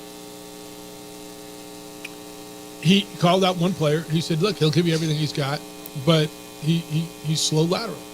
He said this has been what his most unenjoyable year coaching. Yeah, said that. And then he was asked, well, do you regret coming to St. John's? Well, no. I mean, I'm great. It's nothing against St. John's. It's just this team. Flat out call out his team, threw him under the bus. They're not athletic. They're slow. They're bad. Too much? Yes. But then to come back yesterday yes. and say, quote, truly wasn't ripping anybody. come on, Rick. Like, quote yesterday. So he spoke yesterday because the backlash was crazy. Quote, I can't do my Rick Pitino accent. I was pointing out exactly in a monotone voice why we lost. I'm not always calm, and certainly when I rip someone, I was not ripping anybody. I sometimes want my players to hear my words and read my words. That was my intention. Dude, when it's funny how people react. We're so full of crap. Like, honestly, as a sports listening, viewing fan, we are so full of crap. Because when you hear Coach speak, we, and every one of us, you, me, whatever, right, Forrest, whoever, that's Coach speak. Just tell me what you're thinking. That's such crap. Then you hear it, you're like, whoa, he went too far. You can't call out kids. They're just kids, right? And that's why I do think this is fascinating, because this is stuff that he's telling his team. Right. But then he's just coming to the post-game press conference going, you know what? But I just told these guys in the locker room, I'm just going to lay it out for you. Yeah, we got a bunch of non-athletic dudes who can't guard. We're going to talk more about this because I really want your thoughts, because I'm going to remember when Craig Neal was coaching UNM. What can you not coach, Jeff? You can't coach effort. And they beat but remember he would sometimes say, we just got to make shots. Well, coach, it's on you. You can't blame it on the kids. I mean, he didn't call out kids by name. He just said, we're not making shots. Like Richard just said in that soundbite you just heard, right? He said Mash was 1 for 10 and Donnie or Baker was 1 for 6, right? Same thing. And Richard Pitino, nor should he, get called out for that. But what do you accept from your coach? I want to get into that more. But we got a special, just a special, special guest. Oh, please. He let you in the batting cage. Thank you for breakfast on Saturday. Of course, yeah. Thanks for coming down. JJ, he has some athletic prowess still, man. He can really swing it. I'll say that much. Yeah, so I was surprised by everyone that was taking swings. It was a very high-quality batting practice, that's for sure. Pretty good. The media was all right. Good. I wanted to do that. I had to go back, pick up Addie. We went to the USA Track and Field Championship. How was that? It was awesome. Love that. It was flat out awesome. We had the track and field champion here in the Boracay. It was so cool. Forrest is the media guru extraordinaire. He's the guy who gets us all of those interviews that we get all year long. And he's your guy that sets up Fred and Van all afternoon with all the interviews and fed us breakfast. We got to sit down with Pedro Lopez. Pilo was fantastic. The insight was incredible. He's just a true gentleman and true gamer of baseball, that's for sure. For those of you who don't know, Pedro Lopez is going to be his second year as manager of the ISO. So they set up, last year they started this thing, it's just a round table where we sit around and there was no schedule and just ask questions and things from how do you handle life to really how different is it to pitch at altitude to what's your thought process. And I thought he was terrific. And I'd love to get him on. Is that possible? Or is it absolutely 100%? Is it too early in the morning? Now Arizona's we'll see. They're still in the same time zone right now, so I don't want to push it. We got a month till they change, so. But I thought it was cool. Now you got the big deal is now your individual tickets go on sale, which is today. Yes, sir. At 10 o'clock they go on sale, so head on over to the iSoaps box office, abqisoaps.com or Ticketmaster. Tickets for all 75 home games go on sale this morning at 10 o'clock a.m. So be sure to grab those. Our Mariachi 6-pack went on sale last week as well. Say that again? Our Mariachi 6-pack. Mariachi 6-pack. Mariachi. I'd learn that coming from South Carolina. I would say. Right. Mariachi? Yeah, exactly. Yeah, they're mariachis. Maybe even worse than that.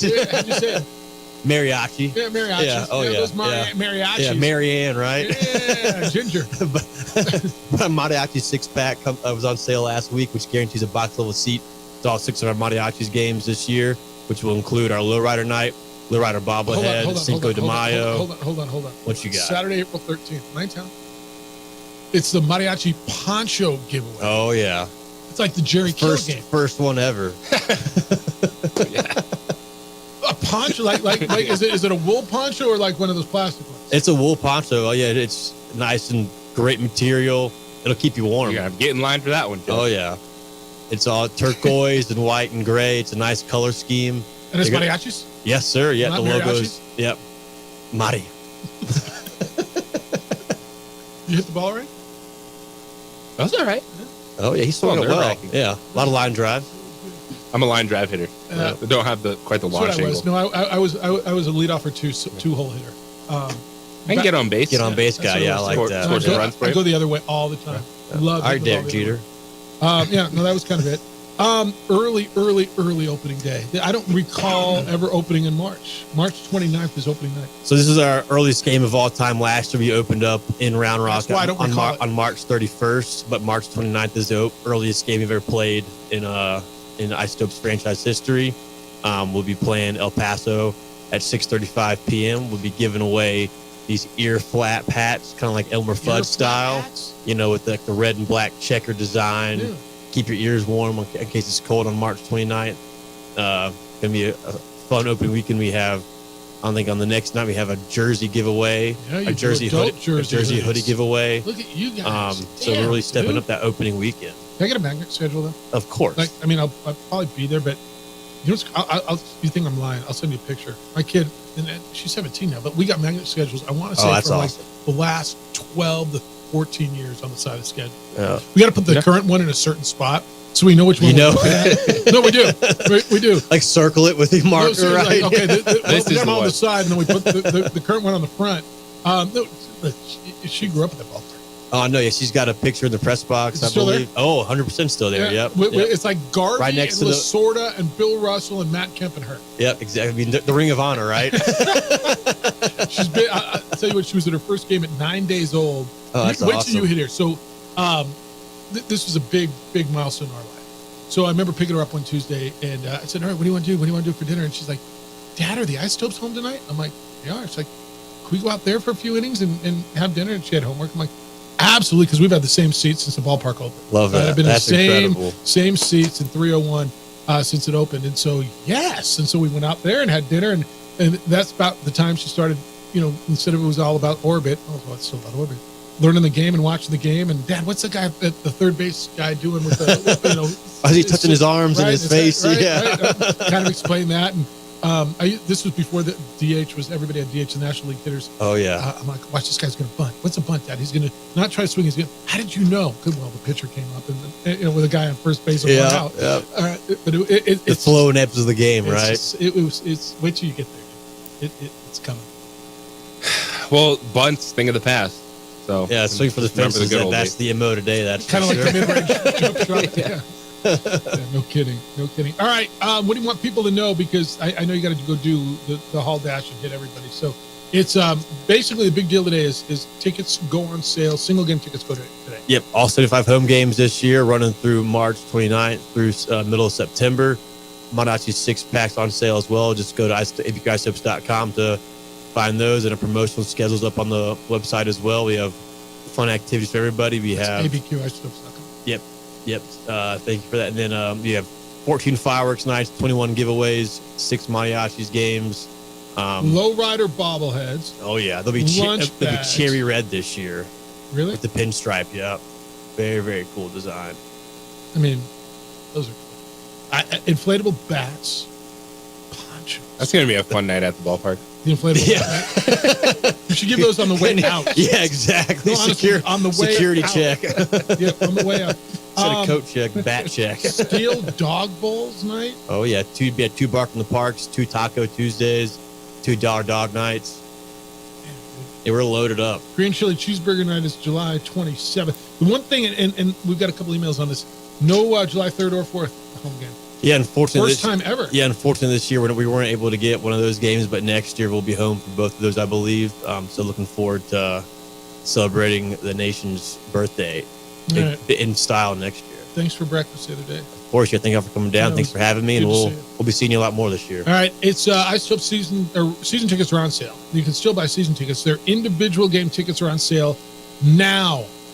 There's one game you want to go to. There's 3 games you want to go to. There's a mariachi 6-pack that you want. Mariachi 6-pack. Oh, by the way, Chef told me that there's all kinds of new goodies coming. He wouldn't. That's right. Yeah, we'll be announcing those middle of March or so. How good was the carne adobada though? Did you miss out? I tried to get you in, and then you didn't. Didn't I? Oh, 100%. He texted me. I said, "Yeah, Dale's, come on, let's go." I missed out. I didn't realize you guys were taking batting practice. I was back here, very jealous of that. Were you back here?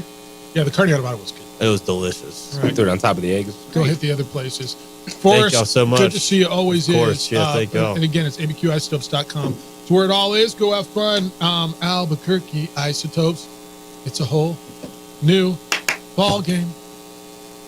Good to see you. Yes, sir. It's You the too. opening drive on Appreciate it. 95.9 FM and AM 610. Hey, Sports Animal. Still seems.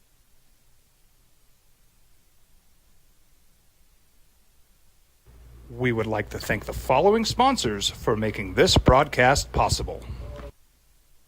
What's going on, Lobo Nation? Ja'Cory Krosky-Mirror here. And I'm Devin Dampier. The Lobo football team is going through some changes, but we're here to stay. We'll put in the work on the field and in the weight room, but we'll need your help off the field. 505 Sports Venture is leading the charge in the NIL space. And you can be part of it. Show that shit better than all my intentions. Locked in, show that you got my attention. CEO, baby, I give you the business. Touchdown and pay you a visit. I was born in New Mexico. I grew up on these streets. I got in trouble here, and I fought my way back in boot camp. I love New Mexico, especially the people. Now I'm using my training, tenacity, and energy to fight for you. I'm Adam Oki, lawyer, fighter, and New Mexican. I was a local athlete here in New Mexico, so I'm proud to support your local athletes.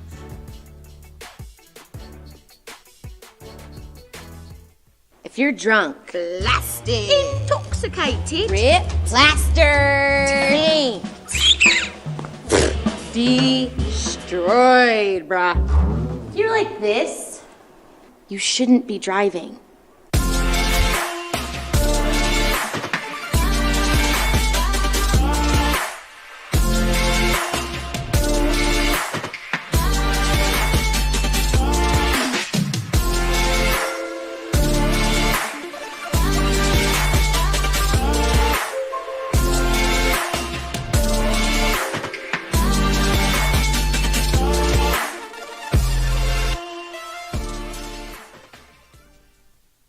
These days, it's important to know people and businesses you can trust. There's a lot of places where you can buy a vehicle, but there's only a few local dealerships where you'll find honest people who have your best interests in mind.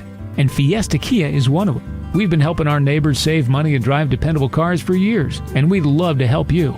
With new Kias arriving daily, you'll love our selection and the peace of mind you'll get driving a Kia from Fiesta. So stop by and see us today at Fiesta Kia on Lomas, or just start driving now at fiestakia.com. Teenagers love a party, especially during prom and graduation season. Often, alcohol is involved. Some parents think that hosting a party with alcohol in their home will keep the kids safe, but it's wrong and it's illegal. As a parent, to allow your teenagers' underage friends to consume alcohol on your property is a felony. Parents who host lose the most. Don't be a party to teenage drinking. This is a program of the Drug Free Action Alliance. For more information, go to burnco.gov/do-not-host.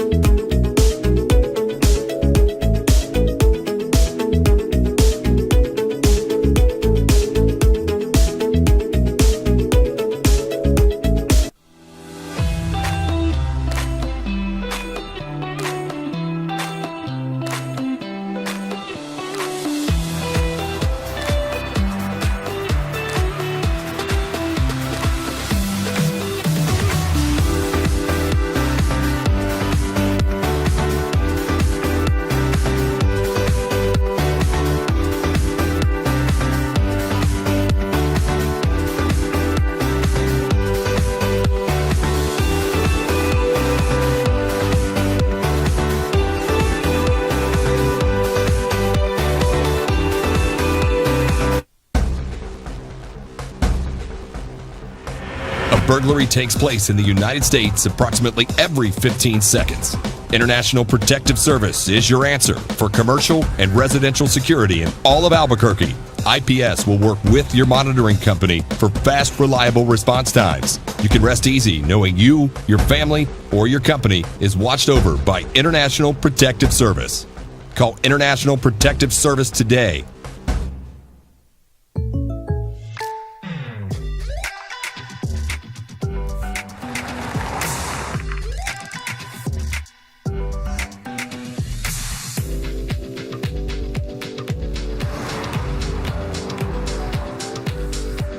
For your surprisingly great rates, contact your local State Farm agent today. If you want the real deal, call State Farm agent Marty Size in Albuquerque today. Like a good neighbor, State Farm is there. Hey, look! It's Dwight Goodman! This place is hot. Let's see if anyone needs my help. How about I drive you madman home, huh? I got this, Dwight. I'm the designated driver. Boom. Sweet. Does anyone need Dwight's help getting home tonight? No thanks, Romeo. I've got a taxi all lined up. Drive safe, Dwight. Boom! Boom!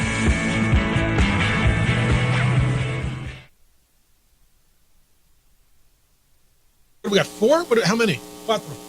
We got 4 tickets for opening night to give away. We're going to do that coming up at 8:55. Don't let me forget that, please. 8:55, we'll give away 4 tickets for opening night. Ice Jumps on March 29th. Got a text, NMSU hoops, still, quote, perfect, unquote, on the road and way under 500. Sheesh. We don't discuss. No, we'll discuss it. Aggies lost on Saturday at Western Kentucky, 72-58. Thursday, they lost at Middle Tennessee, 76-69. So New Mexico State is in 6th place in Conference USA. They are 5-6 in league play. So the Aggies overall are 11-15. They are 11-1 at home. They are 0-12 on the road. And that means they're 0-3 neutral site. That was down in Cabo, right? Look, we can discuss all you want. They're going to go to, by the way, it's in Huntsville, Alabama. That's right. You're asking me where the Conference USA tournament is. Huntsville, Alabama. They're going to go there. It's the 6th seed. Louisiana Tech's the number 1 seed in that league. Them and Sam Houston. And they're going to have a chance to do whatever they can do. You knew this was going to be a rough year. They had to rebuild the entire program, boys and girls. They had nobody. Do you recall they shut down last season? And they knew they were going to take their lumps this year. And they're taking their lumps this year. They got into a new league. But, yeah, no, we'll talk about it. But that's responding to the text at 505-246-0610.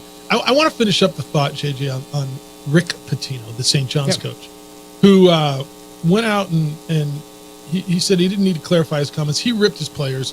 JJ, he said the other day, quote, "Our lateral quickness and our toughness is just something I've never witnessed in all my years of coaching. We're so non-athletic that we can't guard anybody without fouling." He also went on and he said, "This guy is slow laterally. It's been my most unenjoyable season of coaching." Just ripped him. And then the next day said, "No, I wasn't ripping anybody. I was pointing out exactly in a monotone voice why we lost."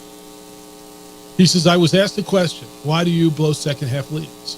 And I can tell you sometimes it's missed free throws at the end of the game and opponents make free throws. Sometimes it's a turnover. Sometimes it's a bad shot selection that leads to runouts. It's not the same reason every time, but it's the same reason every time of why you foul." And he went on. What's too much? And I guess if you like the coach, it's okay. And if you don't like, I remember when Craig Neal said, we got to make shots and we're not making shots. Well, it's on you, coach. Why are you throwing the kids under the boat? Well, he didn't like Craig Neal. We just played you Richard Pitino, New Mexico soundbite. Said, look, Mash was 1 for 10. Baker was 1 for 6. We didn't make shots today. He said, Donovan was 3 for 10. He named him by name, but nobody blinked an eye, right? Because you like Richard Pitino for the most part. This was a different level of calling out his team, wasn't it? It was very specific. And I do find it interesting because should coaches be all about coach speak when they get to that post-game podium? Because the one thing with Rick Pitino where it might be different than anyone else is because I do not believe Rick Pitino is saying anything to the media that he did not say to his team in the locker room. So his team is not going to be blindsided by that. But anytime that you get put on blast in public and it is from your head coach, it's going to stink. And it's on blast, man. And everybody, and it's that guy. You know, it's one thing if whoever the coach is and you don't even know who the coach is at Abilene, right? Or if it's the coach at Western Kentucky, because you don't know who that is either. But it's a Hall of Fame coach. It's one thing if, you know, the local wannabes are saying things like that about team's not athletic, you're not able to move side to side, you can't defend without fouling, but are you okay with that honesty every once in a while? If it's needed to come out, if you think your team needs to be like, I'm not gonna lie to you, it doesn't kill me. It's. I tell you all the time, I think players make plays and coaches get too much credit and too much blame. And this whole, well, they're just kids. To some extent, that's right. To some extent, it's not. You know, DC, I'm kind of curious where you are in the college athlete on this, because JJ and I have had this conversation for years. You play college ball, especially like a place like here, or even St. John's. You hit the winning shot, you bask in the glory, you meet the press, and you go on. It's wonderful. At the same token, I think you've got to go out and stand under the same lights and talk to the same people when it doesn't go well. And so this isn't exactly that, right? But a coach can praise a guy. Oh, DC was great tonight. Did you know, he had 15 rebounds and he was tough. Is it not okay to say, you know, DC was 1 for 10 and he's a little slow laterally? I am totally okay with that, especially now that they're getting paid. So that's interesting. So that adds another element to it where you think it's okay because now they're not kids anymore. They're collecting paychecks. Yeah, I mean, it's a year-to-year thing. So I'm totally fine with it. It might be tough to re-recruit that kid, but well, I don't think he cares. Like, honestly, if that kid's that slow laterally, yeah, he'll give you everything he's got, but he's slow laterally, he can't move. I don't know that I want to re-recruit. You think he cares? That's a very good point. I doubt he does. But yeah, as soon as they got paid, I kind of figure That's interesting. You get treated more professionally at that point. Okay. People lose their mind over it, and I get it as fans, but I think we're so full of crap. Oh, it's just coach talk. He just gave you the regular coach talk. Oh, he didn't say anything. Belichick just stormed off and he didn't say anything. Then he says something. And he being coach, one of the coaches. By the way, St. John started 12-4. And they're 2-8 in their last 10 games. They're 9th in the Big East. They're on the wrong side of the bubble. Like 2 weeks ago, Jerry Palm had New Mexico and St. John's play the first round. They're really one of those teams. They're talking bubble teams. If they're dropping, you win. You're like, all right, there's one team we might not have to work out. No, seriously, and you like that if you need a spot. But we literally complain. Well, he didn't say anything. And then when coaches say, and that's what we do. I guess we dissect it, and not even just people with microphones in front of us, but people with thumbs, right? Anybody with a thumb and a phone is out there as a critic. I'm not going to lie to you. I don't have a huge problem with what he said. I mean, did he say anything that was a lie? No, I do think the issue is at some point, are you going to even burn the trust you have with this team? You might. Like you can be frustrated, but your job as like a head coach is still to lead that team, try to get the best out of them. And is that a point where those guys can come back to trust you? Well, you might, but you're 2-8, like they're not playing good, right? But at the same time, like Rick was like, "Well, I wasn't trying to rip anybody. You just destroyed your whole team. You took a flamethrower through your team." And I think there's a balance to this. Is this because this isn't the first time that we've had fiery Rick Pitino post game, but it's the first time like 1 through 13 on that roster, he's just torched. I mean, here, let me read you this one. He's talking about Joel Soriano. Look, Joel's slow laterally. He's not fast on the court. Chris Ledlam is slow laterally. Sean Conway, slow laterally. Brady's physically weak. Drisa is slow laterally. End quote. He called out 4 dudes. 3 of them are slow laterally. The other one's weak physically. I mean, now he might not be wrong. And if that's his way, but they got to go to practice today, and Joel Soriano and Chris Ledlam and Sean Conway and Drisa have to look him in the eye And now they know what coach thinks of them. Now, does that make them tougher? There's some of you are going to say, you know what? Go out and prove him wrong. Bleep that guy. All right. It's fascinating. Yeah. At least he didn't go, I'm reading this one piece on CBS. It says, at least he didn't go out and name other players he preferred to land or keep to the ones he wound up successfully recruiting. Oh, I'm actually getting word that Pitino did, in fact, also do that. Quote, I tried to get AJ Starr. I tried to get others. There were circumstances that had to be done over that were out of my control. We had to bite the bullet and clean certain things out academically as well as athletically. It's what had to be done to start over. So he's talking about guys he didn't get. I tried to get that guy. Yeah, it would have been better. Yeah. I mean, I tried to be better, but damn academics got in the way. It's beautiful. Look, I don't have a huge problem with it if it's the truth. I don't have to coach that team. Right? I don't have to go out and look those guys in the face today at practice and make them better. And hope they play for me. And see if they get to the NCAA tournament. 505-246-0610. 9 o'clock we'll do, oh no, Kenny's here. 9:30 we'll do NFL Red Zone. 9 o'clock, Kenny Thomas is here. We will kick it with Kenny. We'll talk some NBA stuff. We'll ask him about the All-Star game and about Lobo Hoops. And when we come back, I got some NFL headlines for you, including one quarterback suspended 2 games, banned for a violation, a guy who was starting quarterback in the Super Bowl. We'll do that when we come back. On the Spot Automotive Detailing is there for you because your car looks like your car looks right now, right? I know, because mine does too. I'm due. Your vehicle is in that space because, well, it's the end of winter and it's got sludge and mud and salt and dirt and all that crud on it. On the Spot Automotive Detailing will come to you and detail your vehicle and take care of that. It is one of your biggest investments. Have them take care of it for you, and that means, yes, they come to you. Where it works for you, when it works for you, you don't take it to them. They come to you at the office. They're in the parking lot and they detail your vehicle. Detailing is what all the auto dealers do. When you took your car off the lot, it was detailed. Remember how nice it was, how clean it was, how great it was to drive? You can have that again without getting a new car by calling On the Spot Automotive Detailing. Great gift if you're looking for one, and this is something that, I don't know, it's about time you gift yourself, don't you think? Holidays are over, Valentine's Day's done. It's time for you to gift you. On the Spot Automotive Detailing, you can call them at 505-859-2859, 505-859-2859, or do everything online at otsdetailing.com.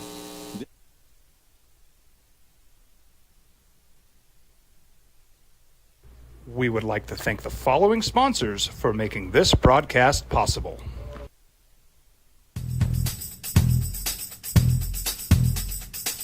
International Protective Services is a proud supporter of ProView Sports and New Mexico Youth Athletics.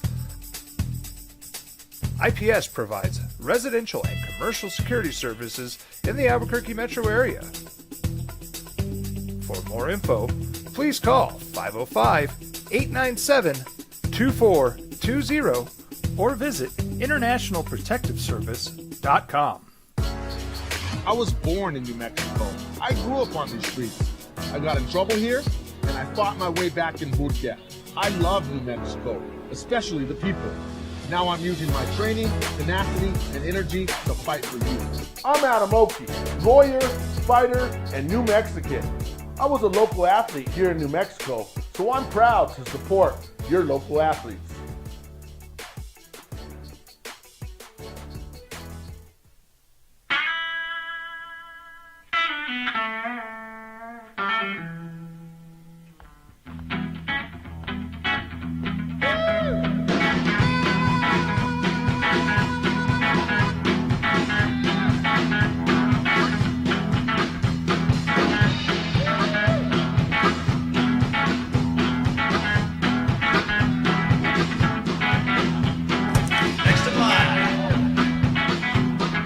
Rudy's is a proud supporter of ProView Networks. Albuquerque's leader in sports is ProView. From pros to prep, all your favorite action.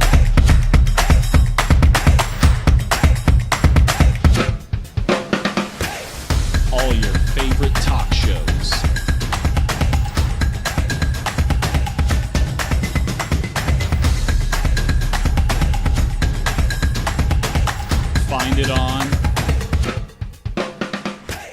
ProView Networks. Young driver, this one. Hard to get her out. She'd been drinking. This one. Both of them gone. They'd been drinking, and he drove clear off the road. This was my family. Drunk driver hit us. And my wife and our daughter, they didn't make it. Don't sacrifice quality and flavor when you're in a hurry. Golden Pride offers ribs, fried chicken, red and green chili breakfast burritos, and Frontier sweet rolls. 4 great locations, or visit us online at goldenprideabq.com. Golden Pride Barbecue Chicken and Ribs are proud supporters of ProView Sports. Well, I'm going to the Frontier, walking to the cashier, order up a root beer and a number 1. Cover it with green stuff, 1 scoop is not enough. Find a booth is real tough, back by the Duke. Meet my family, meet my friends in the quirkiest restaurant I have ever been. All of Albuquerque's favorite spot, it's the Frontier Restaurant. The Frontier Restaurant is a proud supporter of ProView Networks. Hi, my name is Daniel Chavez, and this is my business partner, David Chavez. We are the owners of Indeed Safety. Indeed Safety is a local safety consulting company helping our clients with their safety needs for their projects. One of the things we pride ourselves as a construction safety company is helping our men and women in construction get home safe every day to their families. Indeed Safety is a proud supporter of ProView Network.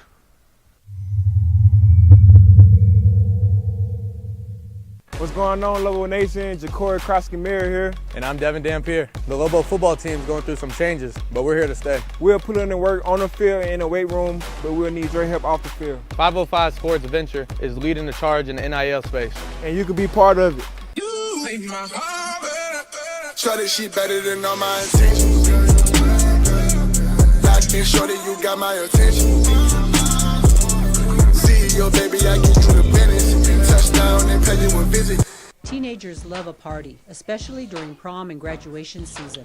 Often, alcohol is involved. Some parents think that hosting a party with alcohol in their home will keep the kids safe, but it's wrong and it's illegal.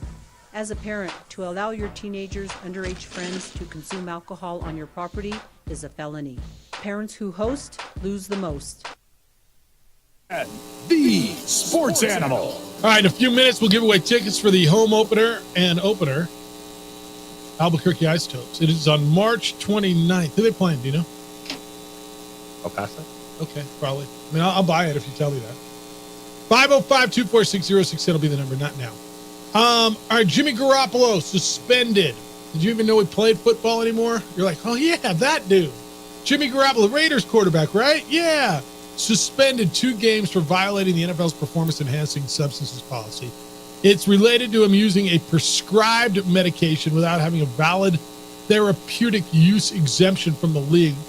This he won't appeal it. He'll miss the first 2 games of 2024 if he's on a team. So why did he get 2 and everybody else get 6? Do you know? Due to what it was? Because it was a prescription? Because didn't it feel like every time one of these guys gets hit, they get 6? Yes.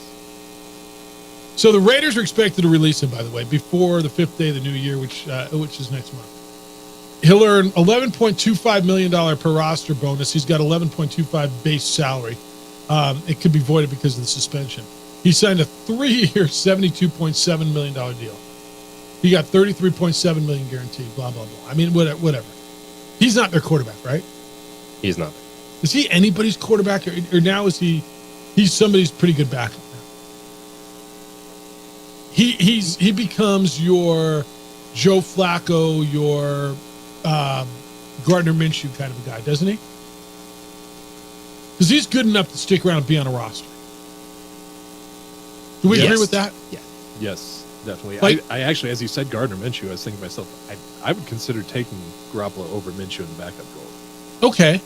But he's kind of in that role now, right? I mean, like the Rams have Carson Wentz. Who would I rather have backing up Matt Stafford?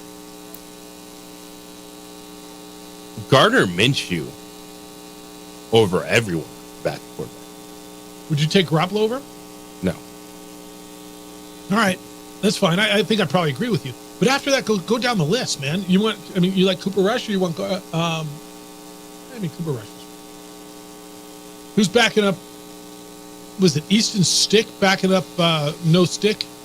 Nothing sticks to me except for Easton Stick. Right? What's the guy's name? Easton what? You have it correct. Easton Stick. Yeah. To the no stick. Yeah. Justin Herbert. You get it. I'm glad. I'm well aware. Who do you want backing up? I don't know. Baker Mayfield. Jimmy G would be good. But yeah, he's out 2 games. Kenny's here. We're going to kick it with Kenny. I want his thoughts on the NBA All-Star Game. Oh, what was so good. Want to give away some tickets? We got 4 tickets to the Isotopes opener. It is March 29th out at Isotopes Park or Rio Grande Credit Union Field at Isotopes Park. Caller number 4. Call now, 505-246-0610. 505-246-0610. Caller 4 wins those tickets courtesy of your good friend DC. At 95.9 FM and AM 610, the Sports Outlet.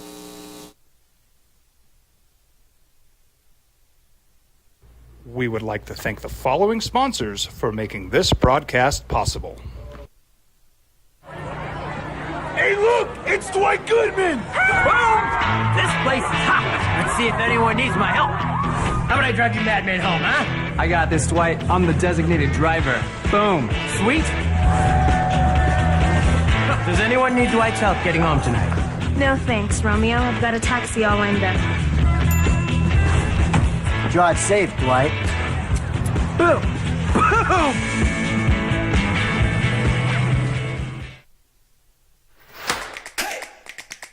Albuquerque's leader in sports is ProView. From pros to prep, all your favorite action.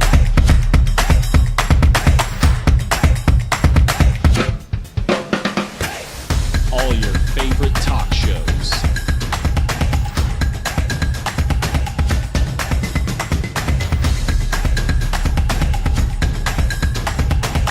Find it on ProView Networks.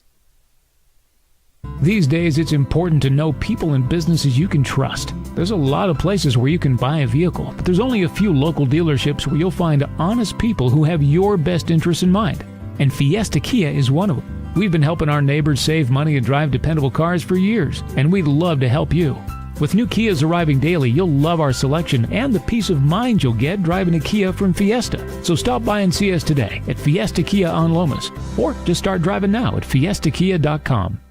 What's going on, Lobo Nation? Ja'Cory Krosky-Miller here. And I'm Devin Dampier. The Lobo football team's going through some changes, but we're here to stay. We'll put in the work on the field and in the weight room, but we'll need your help off the field. 505 Sports Venture is leading the charge in the NIL space. And you can be part of it. Try this shit better than all my intentions. Locked in shorty, you got my attention. See your baby, I get you the business. Touchdown and pay you a visit.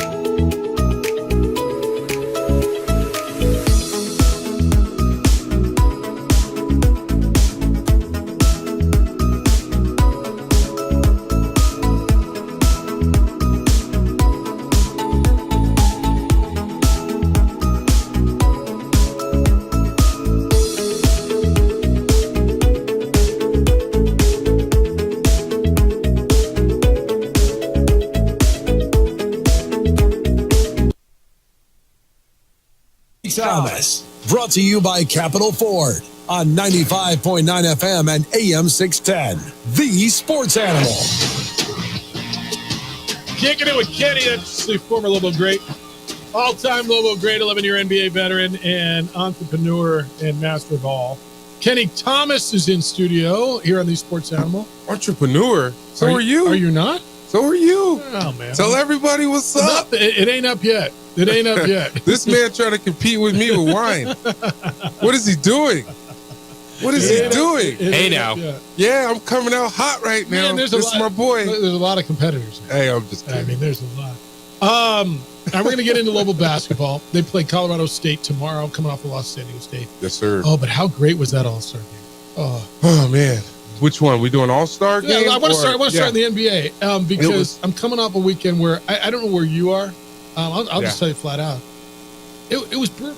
Yeah, it was pretty bad. The comments that came after, it's boring, and the guys really can't play that hard. What if somebody gets hurt, right? That's the most important thing because they have to go back to their teams and actually try and win a championship, right? It's tough. The format went back to what it was in the past. It changed from last year. Obviously, LeBron or Steph or that top person was picking. I thought that format right there was pretty cool. Would that have made a difference? Would it have made a difference? I think they're going to have to figure out something else because it's cool and everybody wants to be there because of all of the celebrities and outside of the NBA players, but it's All-Star weekend. They're going to have to figure that out. So what do you do? Because it's kind of their showcase. I thought Saturday was fine. I thought Steph versus Sabrina was good. 3-point contest is what it is. The dunk contest was fine. I know. We got to have stars in it. Whatever. The game's horrible. Yeah. It's worse than going out and watching bad old dudes play at the Y. It's at the YMCA, bro. Yeah. I mean, at least those guys try to play defense. It's going to change. I think Adam Silver and the NBA Players Association is going to figure it out. It comes down that there's a lot of different components that come with it. And my biggest concern is guys getting hurt. But at the same time, Michael Jordan and those guys played hard back in the day, right? So it's going to be interesting to see how that changes. But what's up? It's been listening to the older guys talk about it, right? And how back with my day, whether their day was 8 years ago or 28 years ago, they all talk about how they played, and these guys are just out there for the money. They've been incentivized monetarily. Oh yeah, to play in the in-season tournament, to play 65 games. They're not incentivized for this. Is that the answer? They're not incentivized. I'm pretty sure they are. To win the game? I mean, it could be in their contracts because in mine... Well, it is to make the All-Star game. Yeah, I had to make the All-Star game. But then when you get there... I think the way they did it, if you did win, I think they were playing for a certain charity that was local in Indiana, right? I mean, it's you're shrugging your shoulders like, yeah, okay. But I'm pretty sure like there's probably some more incentives in some of those guys' contracts because some of those guys are consistently making the All-Star game, right? And then you have guys that are like Brunson with the Knicks that got in for the first time ever, right? And he started crying. Like those are things that are memorable. But when it comes to the dunk contest and the format of the game, it's totally going to have to change, right, JJ? Don't you think? Yeah, I think it's one thing to call yourself an All-Star, but the guys don't want to play in the All-Star game. And so I think we saw that with Jalen Brunson was like, yeah, I made it. I'm an All-Star. But you get to that game, and I think that the format has to change. So I don't think those dudes want to play 4 quarters of basketball. So do you do something where maybe you have more like the Rising Stars games where you actually split it up, maybe the 3 teams, do a little round robin, smaller games, just something on All-Star weekend? I don't disagree with that. I just know there's going to have to be a shift because it's getting worse. And those tickets are not cheap. And it's like they were saying, it's the Super Bowl of the NBA, right? So to a certain extent, but it's one of those things to where they're really going to have to figure it out. I don't really have an answer, right? And to a certain extent, I really don't care. If you take the money out, okay, and Kenny Thomas is with us, and he played 11 years in the NBA. So aside from and it's hard to say take the money out because what's the bonus? You make the All-Stars, you get $250,000, $500,000, whatever it is. Yeah. All right. Would you rather have the 5 days off, or would you rather go to Indiana and do that dog and pony? If I wasn't in it, Yeah. Well, no. If you had your choice, so it's look, Kenny. It's not about money. You're going to get the same amount of money if you or no money, whatever you do. Would you rather take 5 days off, or in the middle of the season and go just recharge and chill? Would you rather go do that? I'd rather do that. You would.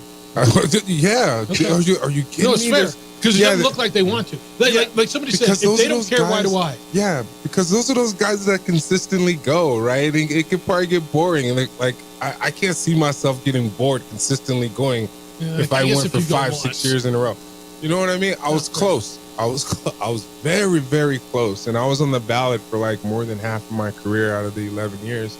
But I was very close to being an all-star in Philly. That'd have been huge. Because back in the day, the West Coast was way stacked, especially when it comes to reserves and different things like that. So when I the played East in had the time. East, yeah. If they don't care, why should I? And I've heard that a lot. And I watched that game, and they don't care. Yeah. Yeah. It's a long grind of an NBA season, right? Like you got to really think about it. They I don't know how many preseason games they have now, but when I played, it was about 5 to 7 preseason games, and then you had 82 games. What if they play the All-Star game after the season, like they did the football Pro Bowl? Oh, that might be. I think that's a better idea. You wouldn't have your big mid-season classic like they do now, this big celebration. But what if you did that? And then the season's over in June, the finals. So what's going on around that time in June? Baseball. I know baseball, but nothing big like baseball, a big the U.S. Open. I mean, yeah, no, they could own it. Yeah, they could. Yeah, that's not a bad idea, Jeff. Look at you. See, this is exactly why you need to be in the position we were talking about before we got on. Kenny Thomas is with us. We're talking hoops, kicking it with Kenny.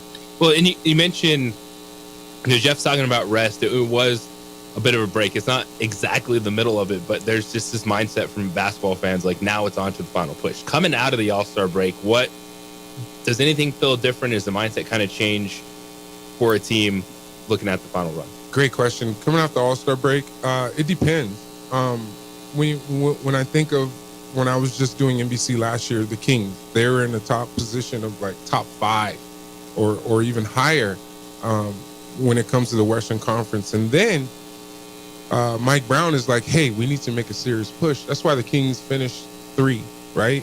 But it was an unfortunate situation playing against the Warriors. And I'm telling you right now, nobody wants to see the Warriors in that play-in situation, and they're in 10th spot right now. But it's having the right mindset because you have to come out and make that push. The hardest thing is when you're not playing for anything, and then you have to come back and you have to play just to finish out the season. Those times can be a little difficult because I've been on both sides. So the Warriors would play right now, the 9-10 game? Oh, yeah. It'd be the Lakers. And the Kings are in 8. So it'd be the Lakers and Warriors, and it'd be Kings and... No, I think it's Lakers and Kings and Warriors and somebody else. So standings right now, it would be... That's the wrong thing. It would be... So the 10th spot, it would be the Lakers... All right. Mavericks and Sacramento in the 7-8 game. Mavericks and Sacramento. The loser would play the winner of the Lakers Warriors. Okay, so that just shifted. Who would win? Lakers Warriors. Ooh. It would be in LA. That's a good one. That's going to be the 9-10 game right now. That's 50-50. How about Milwaukee? I mean, they were one of the teams in the East. They make the change. Doc Rivers is going to be the difference, and they're 3-7 with Doc Rivers. What happened? Griffin played against them. Played the 2-3 when he was playing. The guy that they let go for the Bucks. Doc Rivers, veteran coach. He knows how to do it. I don't think it's chemistry because those guys have been playing together. And then you got Dame that came in this year, which is a guy that's usually a high focal point. And then you got Giannis over there who is the guy. So I think they're trying to figure out the balance. And then you got Chris Middleton, who's a key component, and then you got Lopez. So I think they're still trying to figure out the connection and the chemistry there still. But it's not Doc. I don't think it was a coaching situation. I think when Doc came, it's a matter of the teams that they have been playing. You got to keep that in mind. Their schedule has been pretty nice since Doc came over against opponents. And then the majority of those losses that they have been on the road. Yeah, they but haven't if been you're at home. who you want to be, you got to beat some of those teams. Now, they're still sitting as the 3 seed, but they got to be better. I think they're going to be better than that. Especially, it's a matter of, I hate to say this, but during the regular season, if you're that primetime team, you could get a little lackadaisical to where you know you're supposed to win games and then you lose those games. And it just happens. But as it gets closer to the end of the season, I expect them to amp it up even a little bit more. And then you got Boston that's playing some really good basketball as well, who's basically going to win the Eastern Conference right now. That's kind of a given. Yep, and Cleveland's playing some great ball. You got JB over there that's making those young guys playing really, really good ball. Is it anyone that you're excited to watch the second half of the season? Well, NBA? Yeah. Like any teams you think? The Kings are kind of scaring me right now. Unfortunately, I can't believe I'm about to say this, but I didn't see them being a 1-6 team this year, and it's amazing how you got Minnesota, you got the Thunder up there in the top 3, and it's like, whoa, that totally changed and shifted everything. I feel like the Warriors are going to be the team to watch right now, because I feel like Steph and Clay coming off that 39-point game off the bench, I feel like that's going to be key. And Clay's going to have to step up to where he can shut people up from the standpoint. He don't need to get caught up in the trades or anything like that, because what's going to happen is going to happen. So he needs to play for the other teams in the league if he's not going to stay with the Warriors. So to answer your question, I think the Warriors are going to be interesting to see on top of the Lakers. It's if people haven't seen Minnesota, they're going to be surprised. They're going to learn all about them in the playoffs and go, whoa, Anthony Edwards is that good, and Cat is that good. Yep, and then Rudy Gobert. Yeah, like everybody was like, whoa, they paid him all that money for this, and for this, what's happening right now, and they're all playing some great ball right now. All right, when we come back, we'll talk some college hoops and want Kenny's thoughts on the Lobos' loss at the Aztecs on Friday. Yes, please. And going into this, and can Jamal Mashburn get out of this slump, and all the noise around it? I'm interested in your thoughts on how he's playing and how does he get out of it. It's the opening drive. We're kicking it with Kenny on 95.9 FM and AM 610, the Sports Channel. The madness is coming. We would like to thank the following sponsors for making this broadcast possible. I was born in New Mexico. I grew up on these streets. I got in trouble here, and I fought my way back in Burquia. I love New Mexico, especially the people. Now I'm using my training, tenacity, and energy to fight for you. I'm Adam Oki, lawyer, fighter, and New Mexican. I was a local athlete here in New Mexico, so I'm proud to support your local athletes.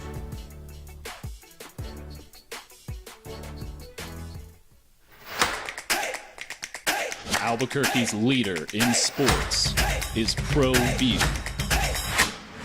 From pros to prep, all your favorite action.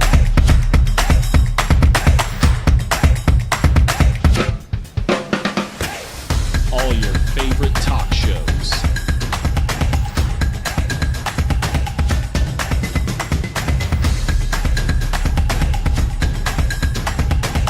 Find it on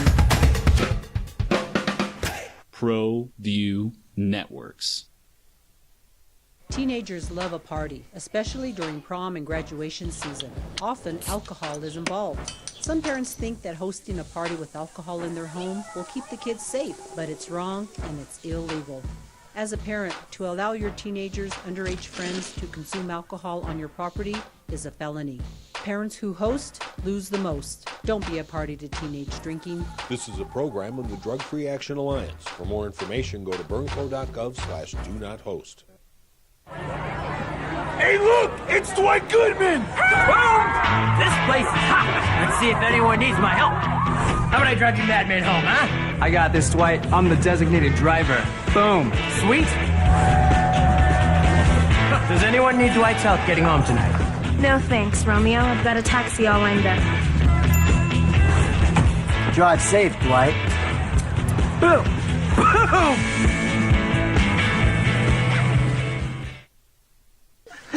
Boom! Seriously? You expect me to drive while you aren't wearing seatbelts? What's the worst that can happen?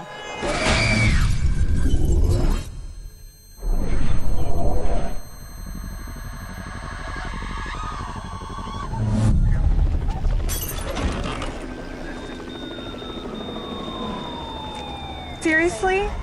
Buckle up. Okay, thank you.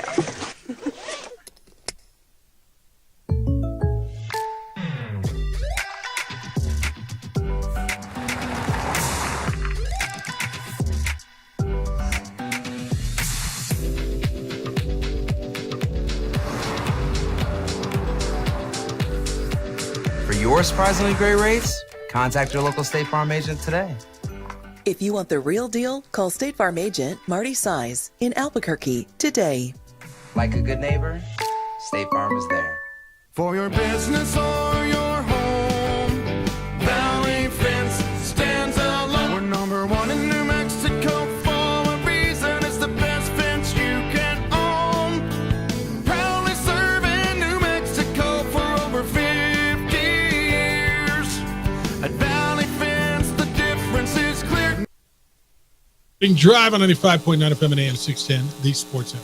Jeff Symbieta, JJ Buck, 505-246-0610 if you want to get in and talk to Kenny.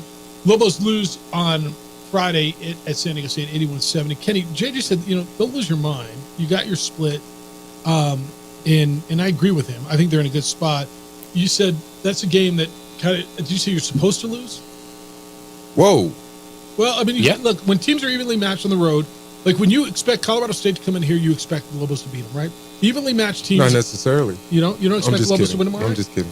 I mean, that's kind of the thought process, right? Evenly matched teams in this league, the home team has been winning. Explain to me, JJ, what do you mean by what he just said as far as expecting? Well, I'm not expecting. You said you understand the loss. Yeah, I think that's the game. If you're the Lobos, I look at it, and I am not like losing my mind of Richard Pitino can't coach or collapse in the second half of the season. Like right in that wave of emotion because San Diego State, they were 6.5 point favorites. That's the game they should win. Just like I would expect the Lobos to hold serve at home, even though they haven't the last 2 times. But that's why I look at that game against San Diego State, and given the fact they got the split on the road, I still think that's a good week. It could have been a great week, but I'm not losing my mind like, here we go again with the Lobos. If they'd have lost in Reno, then that'd have been a whole nother story. Yeah, because the Reno game, I expected them to win, right? I did too. And I thought it was going to be a tough game. Alfred coming down here, losing the way they did. You can tell like that whole vibe was for Nevada. Yeah. But the Lobos came out and played good ball. I actually tweeted after I actually X'd after, excuse me, after the San Diego State game. And I thought it was a must win. I probably should have added in there, it's a must win for quad 1, right? From the standpoint, I felt like the Lobos could have stole that one against the quad 1 team and San Diego State, and they haven't lost at home. And it was one of those because the momentum was there. The Lobos were on a 4-game road win, and everything was good. I felt like they could have got that game. They could have. And no, they played a good San Diego State team that beat them. It kind of takes me into tomorrow. Tomorrow's a kind of got a win game. Oh yeah, it's a must win. And you got Colorado State that's ranked 22 now, right? And then you got San Diego State that's ranked 19, and Utah State's in there. It's going to be a difficult win. I think Colorado State's going to come in and they're going to play a slow-paced game, which is what the Lobos really don't want. But I feel like the Lobos are just going to have to be patient and don't get a little anxious like they have a tendency to do, especially when it comes to being at home because you have the crowd there and you have the support. So I feel like they do come back home and win the game. But I feel like it's going to be a very, very impactful game, especially when it comes down the stretch right now. These Kenny Thomas, we're kicking with Kenny here on these Sports Channel. Coming out of the San Diego State game, though, it's what do you hope to learn from that if you're the Lobos? You know you don't have to go back to that environment. If you see the Aztecs again, it will be on a neutral court in Las Vegas because that does play into it. Yeah. And the way the Aztecs play at home, the energy they have. Because I'm New Mexico, you shot 35% from the floor, but you also let San Diego State shoot 56%. So what are the takeaways from that game? What are you looking at as New Mexico? I felt like all the other categories were close. They did control the majority of the game when it came to the lead. That's kind of expected being on the road to a certain extent. But the Lobos had chances, and they had chances down the stretch. That's where the excitement comes in for me, because playing on the road and then you're that close and you fight back in different points of that game, that shows the tenacity and I feel like the energy. And I was saying who was going to step up when it mattered, right? Obviously, Mashburn had a bad game, but I see him coming back and bouncing back because he's that veteran leader. I feel like we can't jump off the ship when it comes to him in certain situations, because I feel like he's going to impact the game a certain way, and JT's just balling out, man. So I expect him to keep doing what he's doing and see what they can mix up in these last couple games in the Mountain West Conference. You look at when this team, has played at San Diego State or the UNLV games or when they've been rolling, is, while we might not say, hey, this is the best player, but is the biggest factor Nelly Jr. Joseph for this team? When you look at, he got in foul trouble and played 14 minutes. I feel like Nelly is a guy that can impact the game away from points. He's long, shot blocker. The Lobos are top in the Mountain Conference when it comes to blocks and steals. So JT, he's protecting the basket too. Nelly can have a huge impact when it comes to rebound, when it comes to being a presence in the paint, because you got teams like UNLV that are long. You got teams like San Diego State that are long. When the Lobos get in the paint, it's a totally different impact to where the Lobos, I feel like, need to pull up and knock down mid-range shots because of the length and be mindful of things like that. But Nelly, he's been playing some pretty good ball. But I need him to rebound, focus on rebounding and playing defense, and I feel like the points will come for him. I wonder how much injuries are playing into this. And I look at Mash, went for 10, he had the hand, he had the leg. Yeah. Obviously, Donovan wasn't 100% with the ankle. And injuries linger, man. I don't know how bad that ankle sprain is from Dent, but I know he had to be helped off the floor in Reno on Tuesday night. How does Mash shoot out of his slump? Shooters shoot out of slumps, right? Shooters shoot. It's like a baseball player, man. You go 1 for 24, and all of a sudden, boom, you go in a 12 for 24 stretch. I mean, you can get down on yourself. It's normal, right? And the way that Patino's been talking about Mash, how he's been talking to his teammates and talking to Patino, and he's been working his way out of it. And that hand is a huge factor. Especially, without a doubt. It just doesn't go away just because you don't forget how to shoot, right? It just doesn't go away, and it's one of those things that could be a nagging thing. And then the ankle, if Dent came out and played the next game within like 2 days, and obviously the ankle's affecting certain things, but you don't see Dent miss layups the way he did. You don't see him not being. He was aggressive, but you can see he was a little bit timid, right? But I feel like that's where House came in and stepped it up and kind of took a little bit of the lead as far as trying to get in the paint because Dent couldn't do it. I thought House was really good. Yeah. I thought he responded to that crowd well. The crowd, like this whole villain thing that he's embraced. I actually kind of love him. Yeah, it's the energy that he brings, and that energy is contagious when it comes to the teammate, being around your teammates. And I feel like the bench has come in and played pretty well. It's you got to keep in mind it's hard coming off the bench and not knowing how many minutes you're going to get. You're not a starter. 9 times out of 10, your minutes off the bench are going to be determined how you're playing and matchups. So, I think what you pointed out too with the game, this could have been a lot uglier than it was. Oh yeah. When San Diego State went on that 20-4 run in the first half, and this is one where, as a fan, I'm frustrated after it. But I think as a whole, I still take the positive. This team is going to compete.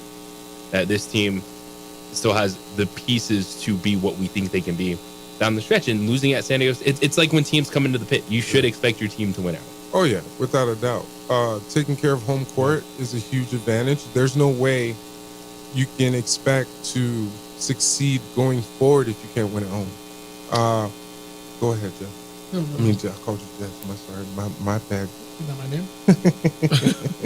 All right, Kenny Thomas. Hey, before we get out of here, I want to ask you, Rick Pitino, Richard's dad. Yeah. At St. John's. Yeah, I saw that. So he went out, he called players out by name. Yeah. How would, and it's a different day, but I don't know that it is all that different. Yeah. If Dave Bliss would have come out in a press conference and said, man, I mean, that's just how Kenny Thomas is just slow loud. Or he called Kenny. He probably did. He probably did. Or Kenny Thomas is physically weak.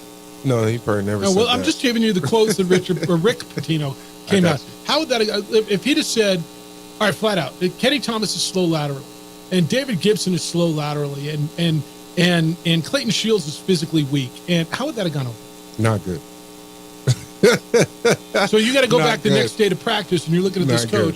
coach. Now you've lost. Let's say you've lost 8 of your last 10. Yeah. And you just lost a tough one, and coach calls you out by name. Yeah. How do you handle that in the locker room? That's not good. Okay. It's not good, but we talking about back then when I was playing or now? Because you can't do that now. All right, so both. So your reaction to what he did, but how would that have gone over back? You can't do that now. Obviously, you couldn't have done it then. You could have, but we called each other out. But not in the media. Not in the media. No. Not in the media. And that's kind of the difference, right? I don't think it was that bad. And what's so crazy, I just spoke to Dave Bliss like a couple weeks ago. We talk every now and then. But back then, I had Clayton Shields and I had Royce that would get in my face, right? To where that didn't have to happen. And those times would happen. I'm not saying before the game, halftime, sometimes halftime, or it would happen during the game. And you people wouldn't see that. So I think it comes down to guys holding each other accountable. Where the coach doesn't have to do that. And the coach doesn't have to do that. But he's old school, man. And I'm like, with them losing right now, I'm like, is the coach here about to go to St. John's? Because his dad said he wanted him to go to St. John's. So I don't know. Rick said it was the most unenjoyable season of his career, right? He did say that. That's bad. All right, lastly, since you hit on, a bunch of people have asked me, hey, does Kenny still talk to Bliss? Where's Bliss? So you said you still do talk to Dave Bliss. What's he doing? How's he doing? Well, he's former Lobo coach. I think he's in. Yeah, I'm sorry. Go ahead, bro. No, I wanted to set the table for those who don't know. Former Lobo coach who was here 11 years, took the Lobos to 4 straight NCAA tournaments. Second round of all 4 of those. That went on to Baylor and obviously had his issues. I mean, just a horrible situation at Baylor. Patrick Dennehy was killed. But David, so you still talk to him? Yeah, I do. Actually, if you go to my social media, my handle's Kenny Thomas NBA. There's a photo that I posted of an old clipping. He sent me old clippings. He sent Clayton Shields, I think, old clippings. Tony Benford, the assistant coach, who I still talk to. Royce Only, I think he sent some clips too. I think he's in Texas. Texas or Vegas, one of the two. And he's still doing him. He's good. Claudia's good. The kids are good. Everything's good. Yeah. I see. The thing about it is, with him, I feel like the last 15, 20 years have been unbelievable for him to a certain extent, if not longer. And you can hear the remorse and everything in his voice, and it's just one of those things. Right? He's 80 years old now. I saw him at a Final Four. Oh my goodness! It's got to. Really he's 80. It's got to be though. Gosh, it's got to be 8-9 years ago when I saw him at a Final Four, and he came up and he was very humble and very gracious. And he knows, he was at the top of the world and made some mistakes, and boy, the fall was hard. We all make mistakes, and obviously his was bigger than the traditional normal mistake. But the way that he came in, and there was no way that I was coming here, just to let you know. I wasn't supposed to come here. AJ, I'm sorry, I'm about to throw you under the bus, but me and AJ Bramlett, we played together AAU ball. We were supposed to go to the same college. You were gonna go to Arizona? AJ committed to Arizona. Arizona came later and asked me if I wanted to go there because somebody didn't want to go. And then I'm like, I could have went anywhere in the country, so why would I entertain them? And then next thing you know, I'm telling you, 18,000 people in the pit, man, that changed my life for high school. And then I committed, and here we are because I passed up lunch with Dean Smith. He was coming to New Mexico, and I passed up on it. It just felt right. And Carolina. And I'm very gracious for this community, and I think it was a great decision. Because if not, I would not be on the radio. So you'd be doing something, though. You can listen to Kenny after the game tomorrow over on News Radio KKOB. He's there after all the Lobo games. It's called Lobo Live. All the Lobo men's games. He's with Brandon Ortega. He'll take your phone calls. He'll be back with us on Friday. What do you got going? I don't know. All right. Stay tuned. Yeah, Follow me. I'm here. I got a lot going on, Kenny man. Thomas, I NBA. didn't know where to go with that. I'm teeing you up. I'm enjoying life, man. As you should be. Turned 47 this summer. It's gonna be a great summer. It's a good number. I'm good. Hey, I'm getting close to 50. That's weird. Awkward. So the gray in your beard? Is that... Hey, it happens, this is man. radio. People don't It get happens. to see that. They just see it in person. Look at all the gray. You're going to get hair soon one day, too. Yeah, I got gray hairs in my head and That's everything. All right, Kenny, it's good to see you. Always is. Thanks. Catch up with you on Tuesday. Appreciate on you Friday. guys. It's the opening drive on 95.9 FM and AM 670 Sports Hub. Every year in March.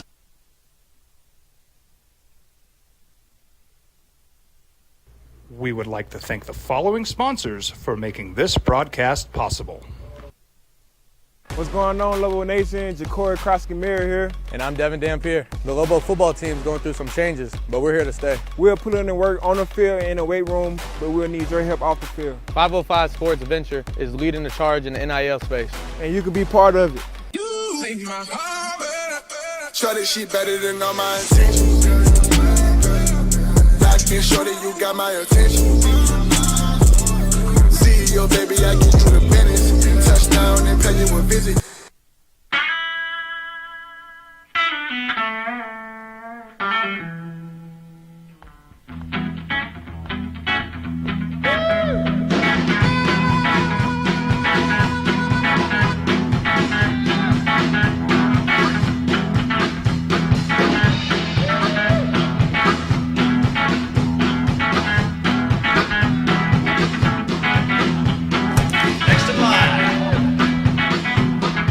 Rudy's is a proud supporter of ProView Networks.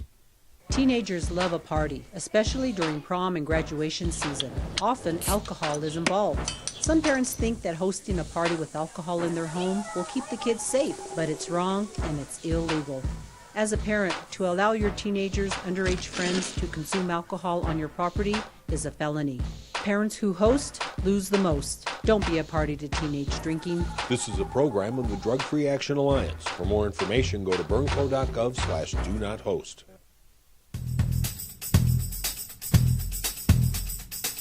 International Protective Services is a proud supporter of ProView Sports and New Mexico Youth Athletics. IPS provides residential and commercial security services in the Albuquerque metro area.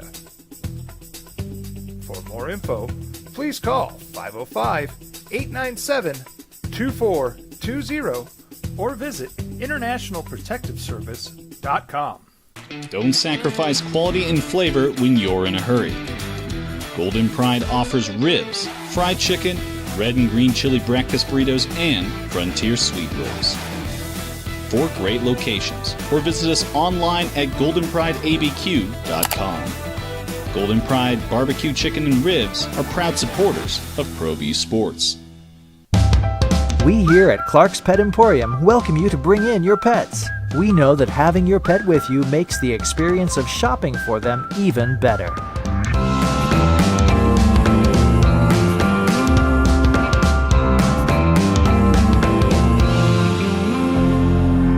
And we welcome you to bring your kids also. Clark's Pet Emporium, your pet's second best friend.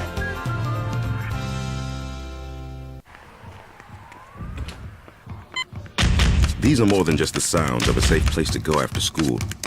These are the sounds of interest being ignited and of mentors making an impact. At Boys and Girls Clubs, we don't do just one thing. We do whatever it takes to meet the needs of every kid who comes through those doors. Because whatever it takes is what it takes to build great futures. Great futures start here. We don't go here very much, but we're going to because the story's kind of crazy.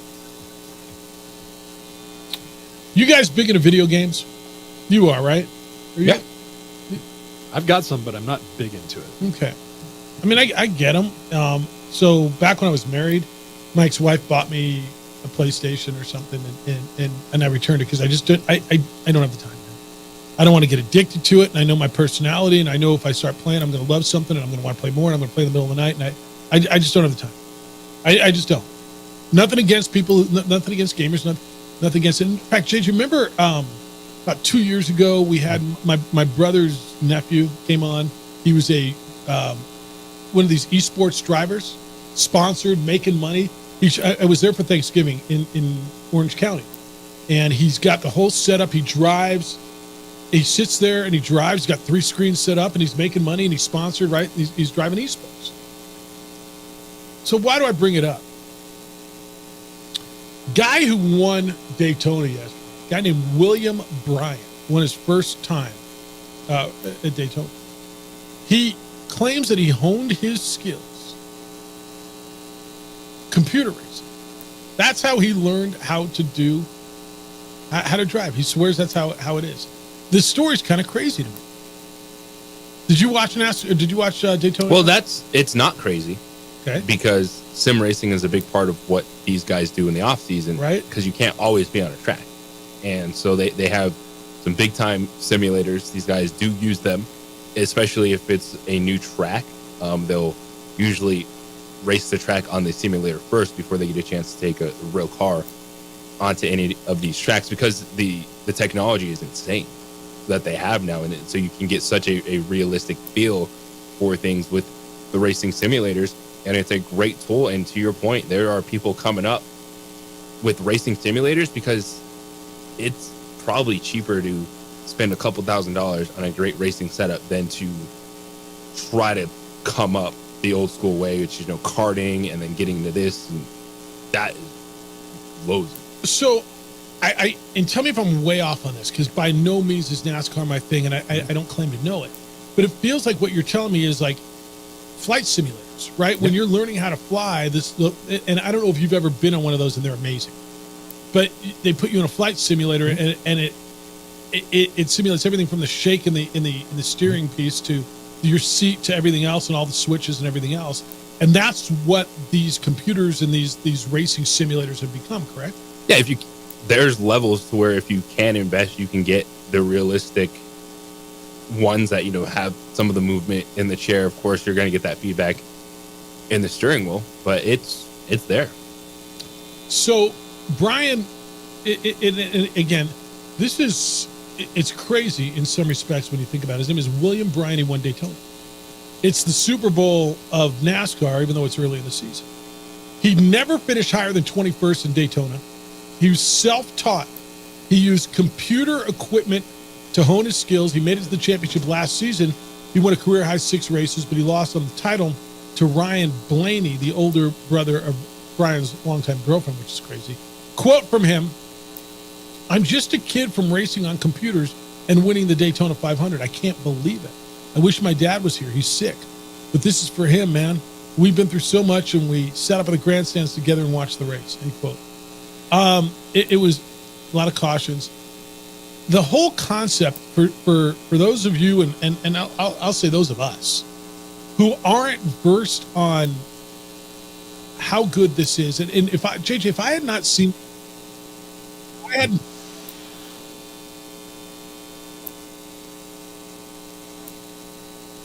And again, dude, he raced, and he told me, this is what he wants to do. Hours and hours, and bang. Dude, I'm not going to tell you made huge money, but made decent money. E-racing. Sponsored. Flown out to Charlotte. If I hadn't seen the complex setup that they have, because you're thinking just a joystick sitting on your couch. No. This is a whole setup, man. You go from that to winning Daytona. I'm trying to find a parallel, man.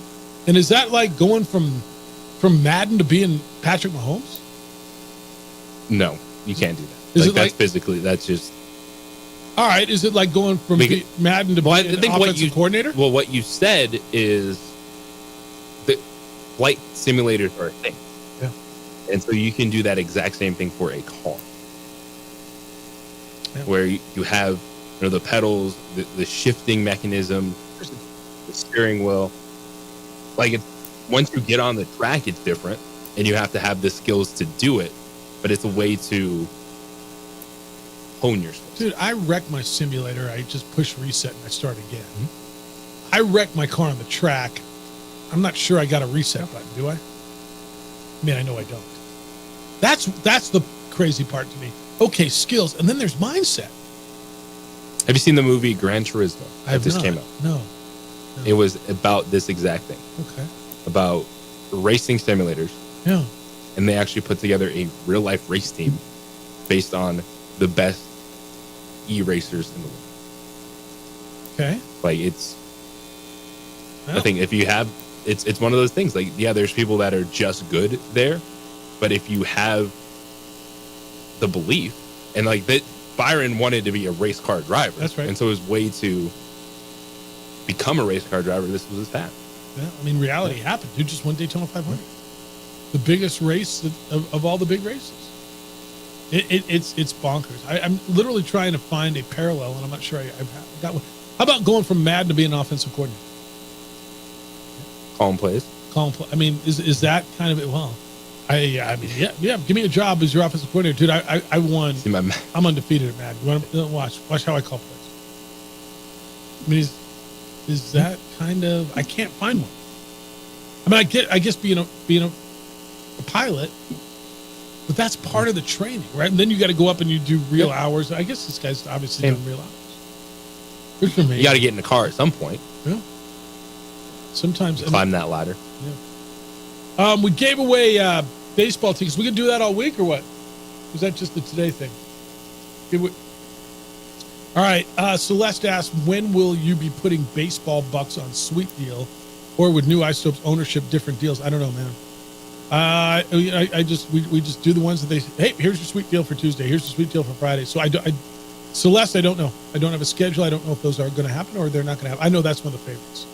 That's like a couple of free beers. You spend $25, you get $50 of baseball bucks. Beers are $12. You got a couple of free beers. I mean, I can see why that's popular. Absolutely. That's a really good deal. Yeah, I mean, you blow that in one trip, you blow your whole book, you got $50 and 56, I believe, is what it was. 24 for 56 or something. Yeah, whatever the number is. But it's really good. Isotopes tickets are on sale. The single game tickets are on sale as of today. Forrest was in to tell you about that. All right, when we come back, everything you need to know as you go through your day. We'll hit you on the highlights. 505-246-0610 is the number to get in. I apologize, I'm locked out of my email. If you sent emails today, I'm hoping to get back in tomorrow, but I'm locked out, so that's why I've not responded to them. Hey, how's your vehicle? I know mine's kind of grungy too. It's time to call On the Spot Automotive Detailing and have them come out and detail your vehicle. Inside, outside, around the rims. Like, detailing is not just a car wash. Detailing is what the car dealers do to get their cars looking brand new. And when you buy them, they're fun to be in. They're fun to drive. That's what you can have without getting a new car. And it's one of your biggest investments. It's a great protection on it. They come to you where it works and when it works. I don't know where they are. They just know where I am. And that's really all that matters. They will find you at the office, at home, and detail your vehicle, protect your vehicle, and you can have that new car feel without getting a new car. Give them a call. Set them up. 505-859-2859. That's the number. 505-859-2859, or you can book and buy right there online at otsdetailing.com.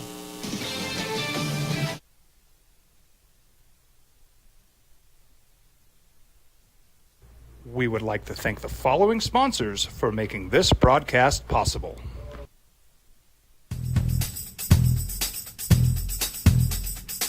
International Protective Services is a proud supporter of ProView Sports and New Mexico Youth Athletics. IPS provides residential and commercial security services in the Albuquerque metro area. For more info, please call 505-897-2420 or visit internationalprotectiveservice.com.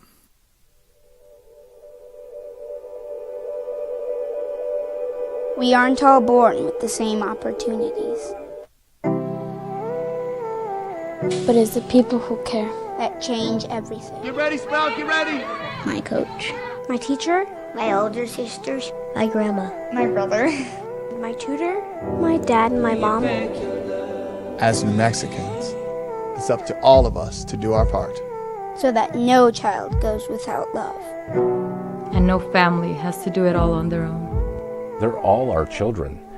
Every single person is called to make a difference in the life of a child. It's up to all of us to do our part. To pull together. Pull together. Pull together. To make New Mexico the best place to be a kid.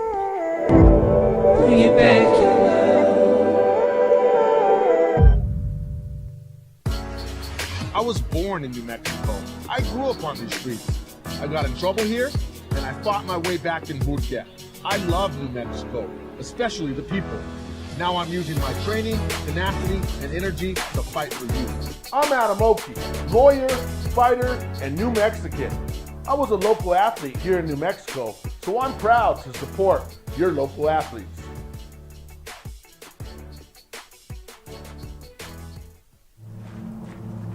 Young driver, this one. Hard to get her out. She'd been drinking. This one. Both of them gone. They'd been drinking, and he drove clear off the road. This was my family. Drunk driver hit us. And my wife and our daughter, they didn't make it. We would like to thank the following sponsors for making this broadcast possible. Everguard Roofing and Solar. For nearly 20 years, Everguard Roofing and Solar has been working with New Mexicans to enhance their homes and businesses.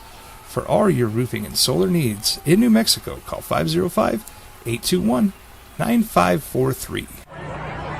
Hey, look! It's Dwight Goodman! Boom! This place is hot. Let's see if anyone needs my help. How about I drive you madman home, huh? I got this, Dwight. I'm the designated driver. Boom. Sweet. Does anyone need Dwight's help getting home tonight? No thanks, Romeo. I've got a taxi all lined up. Drive safe, Dwight. Boom! Boom! What's going on, Lobo Nation? Ja'Cory Krosky-Miller here. And I'm Devin Dampier. The Lobo football team's going through some changes, but we're here to stay. We'll put in the work on the field and in the weight room, but we'll need your help off the field. 505 Sports Venture is leading the charge in the NIL space. And you can be part of it. Shorty, she better than all my intentions. Like me, shorty, you got my attention. See your baby, I get. And 240 miles an hour open wheel. And open wheel, you cannot make contact at all. I think I mentioned this before a couple of years back. But the skill set for open wheel driving is absolutely incredible because you cannot make a mistake with those wheels, rotating at the speeds that they travel. And the other thing that's really interesting about auto racing at that level is the trust required to protect and be safe and excel, no pun intended, with your own vehicle, but the trust required with your fellow racer, right? Because even when they're traveling in NASCAR, those little concentrated formations, and also in Indy, you have to trust your skill set and the other person's skill set at the highest level, not only to succeed, but just to survive. And so, to your point, I absolutely admire their courage and their skill sets, but particularly the Formula One and open wheel genre. Yeah, no, I agree with you. No, it's great stuff. Thanks, Jeff. Appreciate you. Travis, good morning. You're on the Sports Animal. Hi, Travis. Good morning, fella. That's good. Hey, man, just another day, just another good day in the 505 Kicking It with Kenny. I mean, is that a good segment or what? I enjoy it. I think we've got a lot of really good feedback on it. It's good perspective. Thank you for that. I mean, look, you and JJ and DC do a great job. You guys have been around the game, been around basketball a long time, obviously. JJ picking up the Lobo women's basketball gig and getting that insight. I mean, you guys bring that to bear, but having one of the all-timers, one of the legendary Lobo basketball players and NBA basketball players is just just great. And that show that he does with Brandon Mason there at the end of the Brandon game. Ortega. I listen, I don't call, but they do a nice job, and I feel like what Kenny and Brandon basically do is to try to keep all the weary Lobos on the boat, because especially after a loss, man, people are fired up, and Lobo fans are a finicky bunch, not a steady folk, so to speak, and definitely a group of people who ride the highs and the lows, jump in and out of the boat, any given game. So it's kind of funny to see. I feel like in some ways Kenny plays like the sheepdog. Where you got one of the sheep who runs out of the pen, and the sheepdog just brings them back into the herd, nice and easy. But thinking about that Friday game against San Diego State, I mean, Ladib was a man among boys out there. I mean, the guy looks like he's 30. I mean, he should be paying a mortgage and driving an electric vehicle to a 9-to-5. To his kids' practice. Yeah, he probably does, right? He's probably got a Tesla. I mean, you guys got that money on the. But the concerns with officiating him are fair. I mean, I think the points that people have made, both on Friday after that game, are really fair. He gives out as much contact as he takes on the block. He's a physical guy, and I think he's really, really tough to officiate. And I think we've seen this before in this league. I mean, Anthony Bennett was kind of one of those guys. I mean, we've certainly had some of those players on our team. Alex Kirk was one of those guys. I mean, guys who are big and strong, and during conference play, are heavy in the paint, really check bodies. And then all of a sudden you get into the tournament, and refs, depending on the game that you're in, are going to call those things maybe a little tighter than they would during conference. I mean, and that may be true even during the conference tournament. I mean, we'll see how it. No, but I think there's going to be a lot. And Travis, I'm going to move because I want to get one more in before we get out of here. But thanks for the call, because it's a really good call. Yeah. I just want to say it's really unfortunate. Final thing that Mashburn keeps getting killed on social media. Lobo fans, he's a kid. This is ridiculous. This needs to stop, and I think it's bad for the culture, bad for the program. Thanks, guys. Look, first of all, let me go back to Mash. Mash has been so damn good for this program. Do you know how fortunate you've been to have 3 years of Jamal Mashburn Jr. and how good he has been until this shooting slump? And by the way, you don't win the Nevada game without Jamal Mashburn Jr. And yeah, he's in a slump and he's injured. He's fighting through it for you, and the stuff that he's not wrong. Beating the hell out of that kid. He is and the most mature, stand up, straight up, not run from anything, business-like Lobo we've seen in, I don't know, a decade. No, I agree with him. The crap that he's taken on social media is so ridiculous to me. And again, do what you want to do. I'm not telling you how to do it. I'm giving you my opinion. And I think for Jamal Mashburn, if there's someone that could handle it, it's him. It doesn't mean it's easy. But I do think at times, we got to understand it in the game that we played. I'm talking about us and fans and reacting, that you're not always going to have the right tone. And I do think that there's some people that view, well, it's fair for me to go after Mashburn. It's one thing to talk about a shooting slump in 1 for 10 versus, just outright destroying Jamal Mashburn and then saying, well, he shot 1 for 10, he deserves it. But you have to navigate that. That's the world we live in. It is. And an opinion, everyone has one. And when you're emotionally invested and the expectations are this high for this team, it's going to happen. Howard, good morning. You're on the Sports Animal. Hi, Howard. Good morning, guys. Typical Lobo fan is, what have you done for me lately, right? Sports fan. But anyway, I love me some Kenny Thomas, and I love that segment. But Jamal Mashburn has been very good for this program, and I think we need to lighten up on him. People just don't realize these are young kids. But one of the biggest things that I'm touching on this morning is that I love DC's take on the NIL money. You know what? You're allowed to hit these guys if they're making money. I think I saw I keep ESPN on all day long while I'm working, and I catch things here and there when I'm not too focused. But I think I heard something to the fact that Tennessee quarterback next year will make $8 million in NIL money, and Brock Purdy is going to make $875,000 next year. So simmer on that one, guys. Have a good day. Yeah, and it's crazy, right? Now, you're going to tell me, well, it's how it is how it is. And I don't know that you're putting it back in the tube. You're not. Good stuff today. Thanks to Kenny Thomas for being here. And really good input today. I am back on email. And those of you who sent me email, I literally just got back on, and there's some good stuff in here. And I apologize that I'll get a bunch of them in tomorrow. Jim Rome Show is next. The Herd with Colin Cowards after that. 2 Men On is here at 4. I think we're back tomorrow morning with award-winning radio starting at 7 a.m. You in? JJ, where are you going to be tomorrow? Boise, Idaho. Boise, Idaho. You see, great work. Adrian, great work. Be good to each other, please. Safe travels to you. Be kind, loving, caring, and sharing. We'll smell you tomorrow.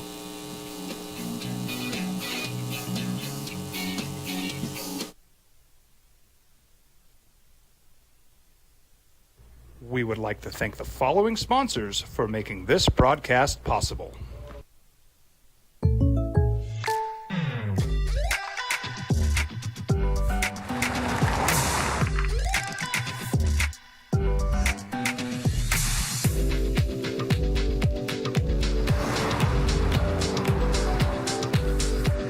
For your surprisingly great rates, contact your local State Farm agent today. If you want the real deal, call State Farm agent Marty Size in Albuquerque today. Like a good neighbor, State Farm is there.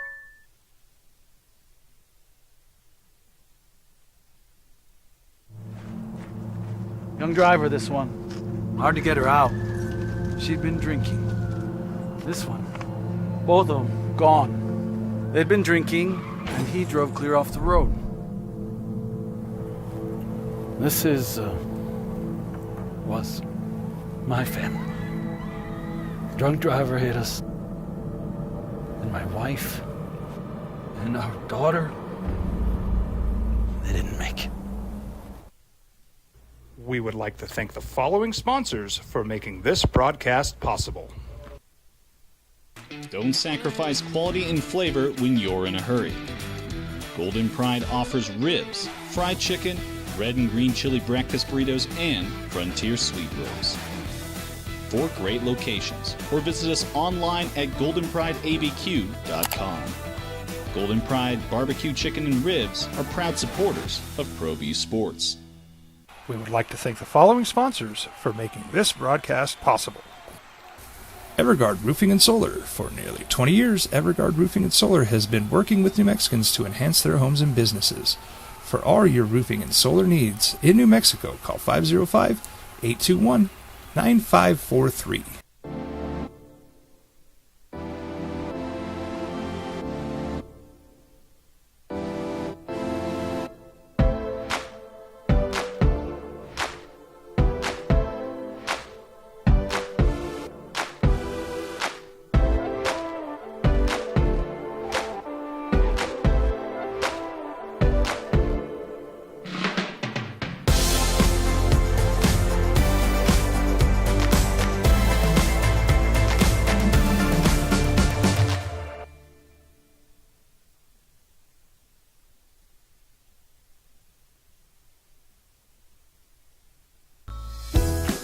Hi, my name is Daniel Chavez, and this is my business partner, David Chavez. We are the owners of Indeed Safety. Indeed Safety is a local safety consulting company helping our clients with their safety needs for their projects. One of the things we pride ourselves as a construction safety company is helping our men and women in construction get home safe every day to their families. Indeed Safety is a proud supporter of ProView Network.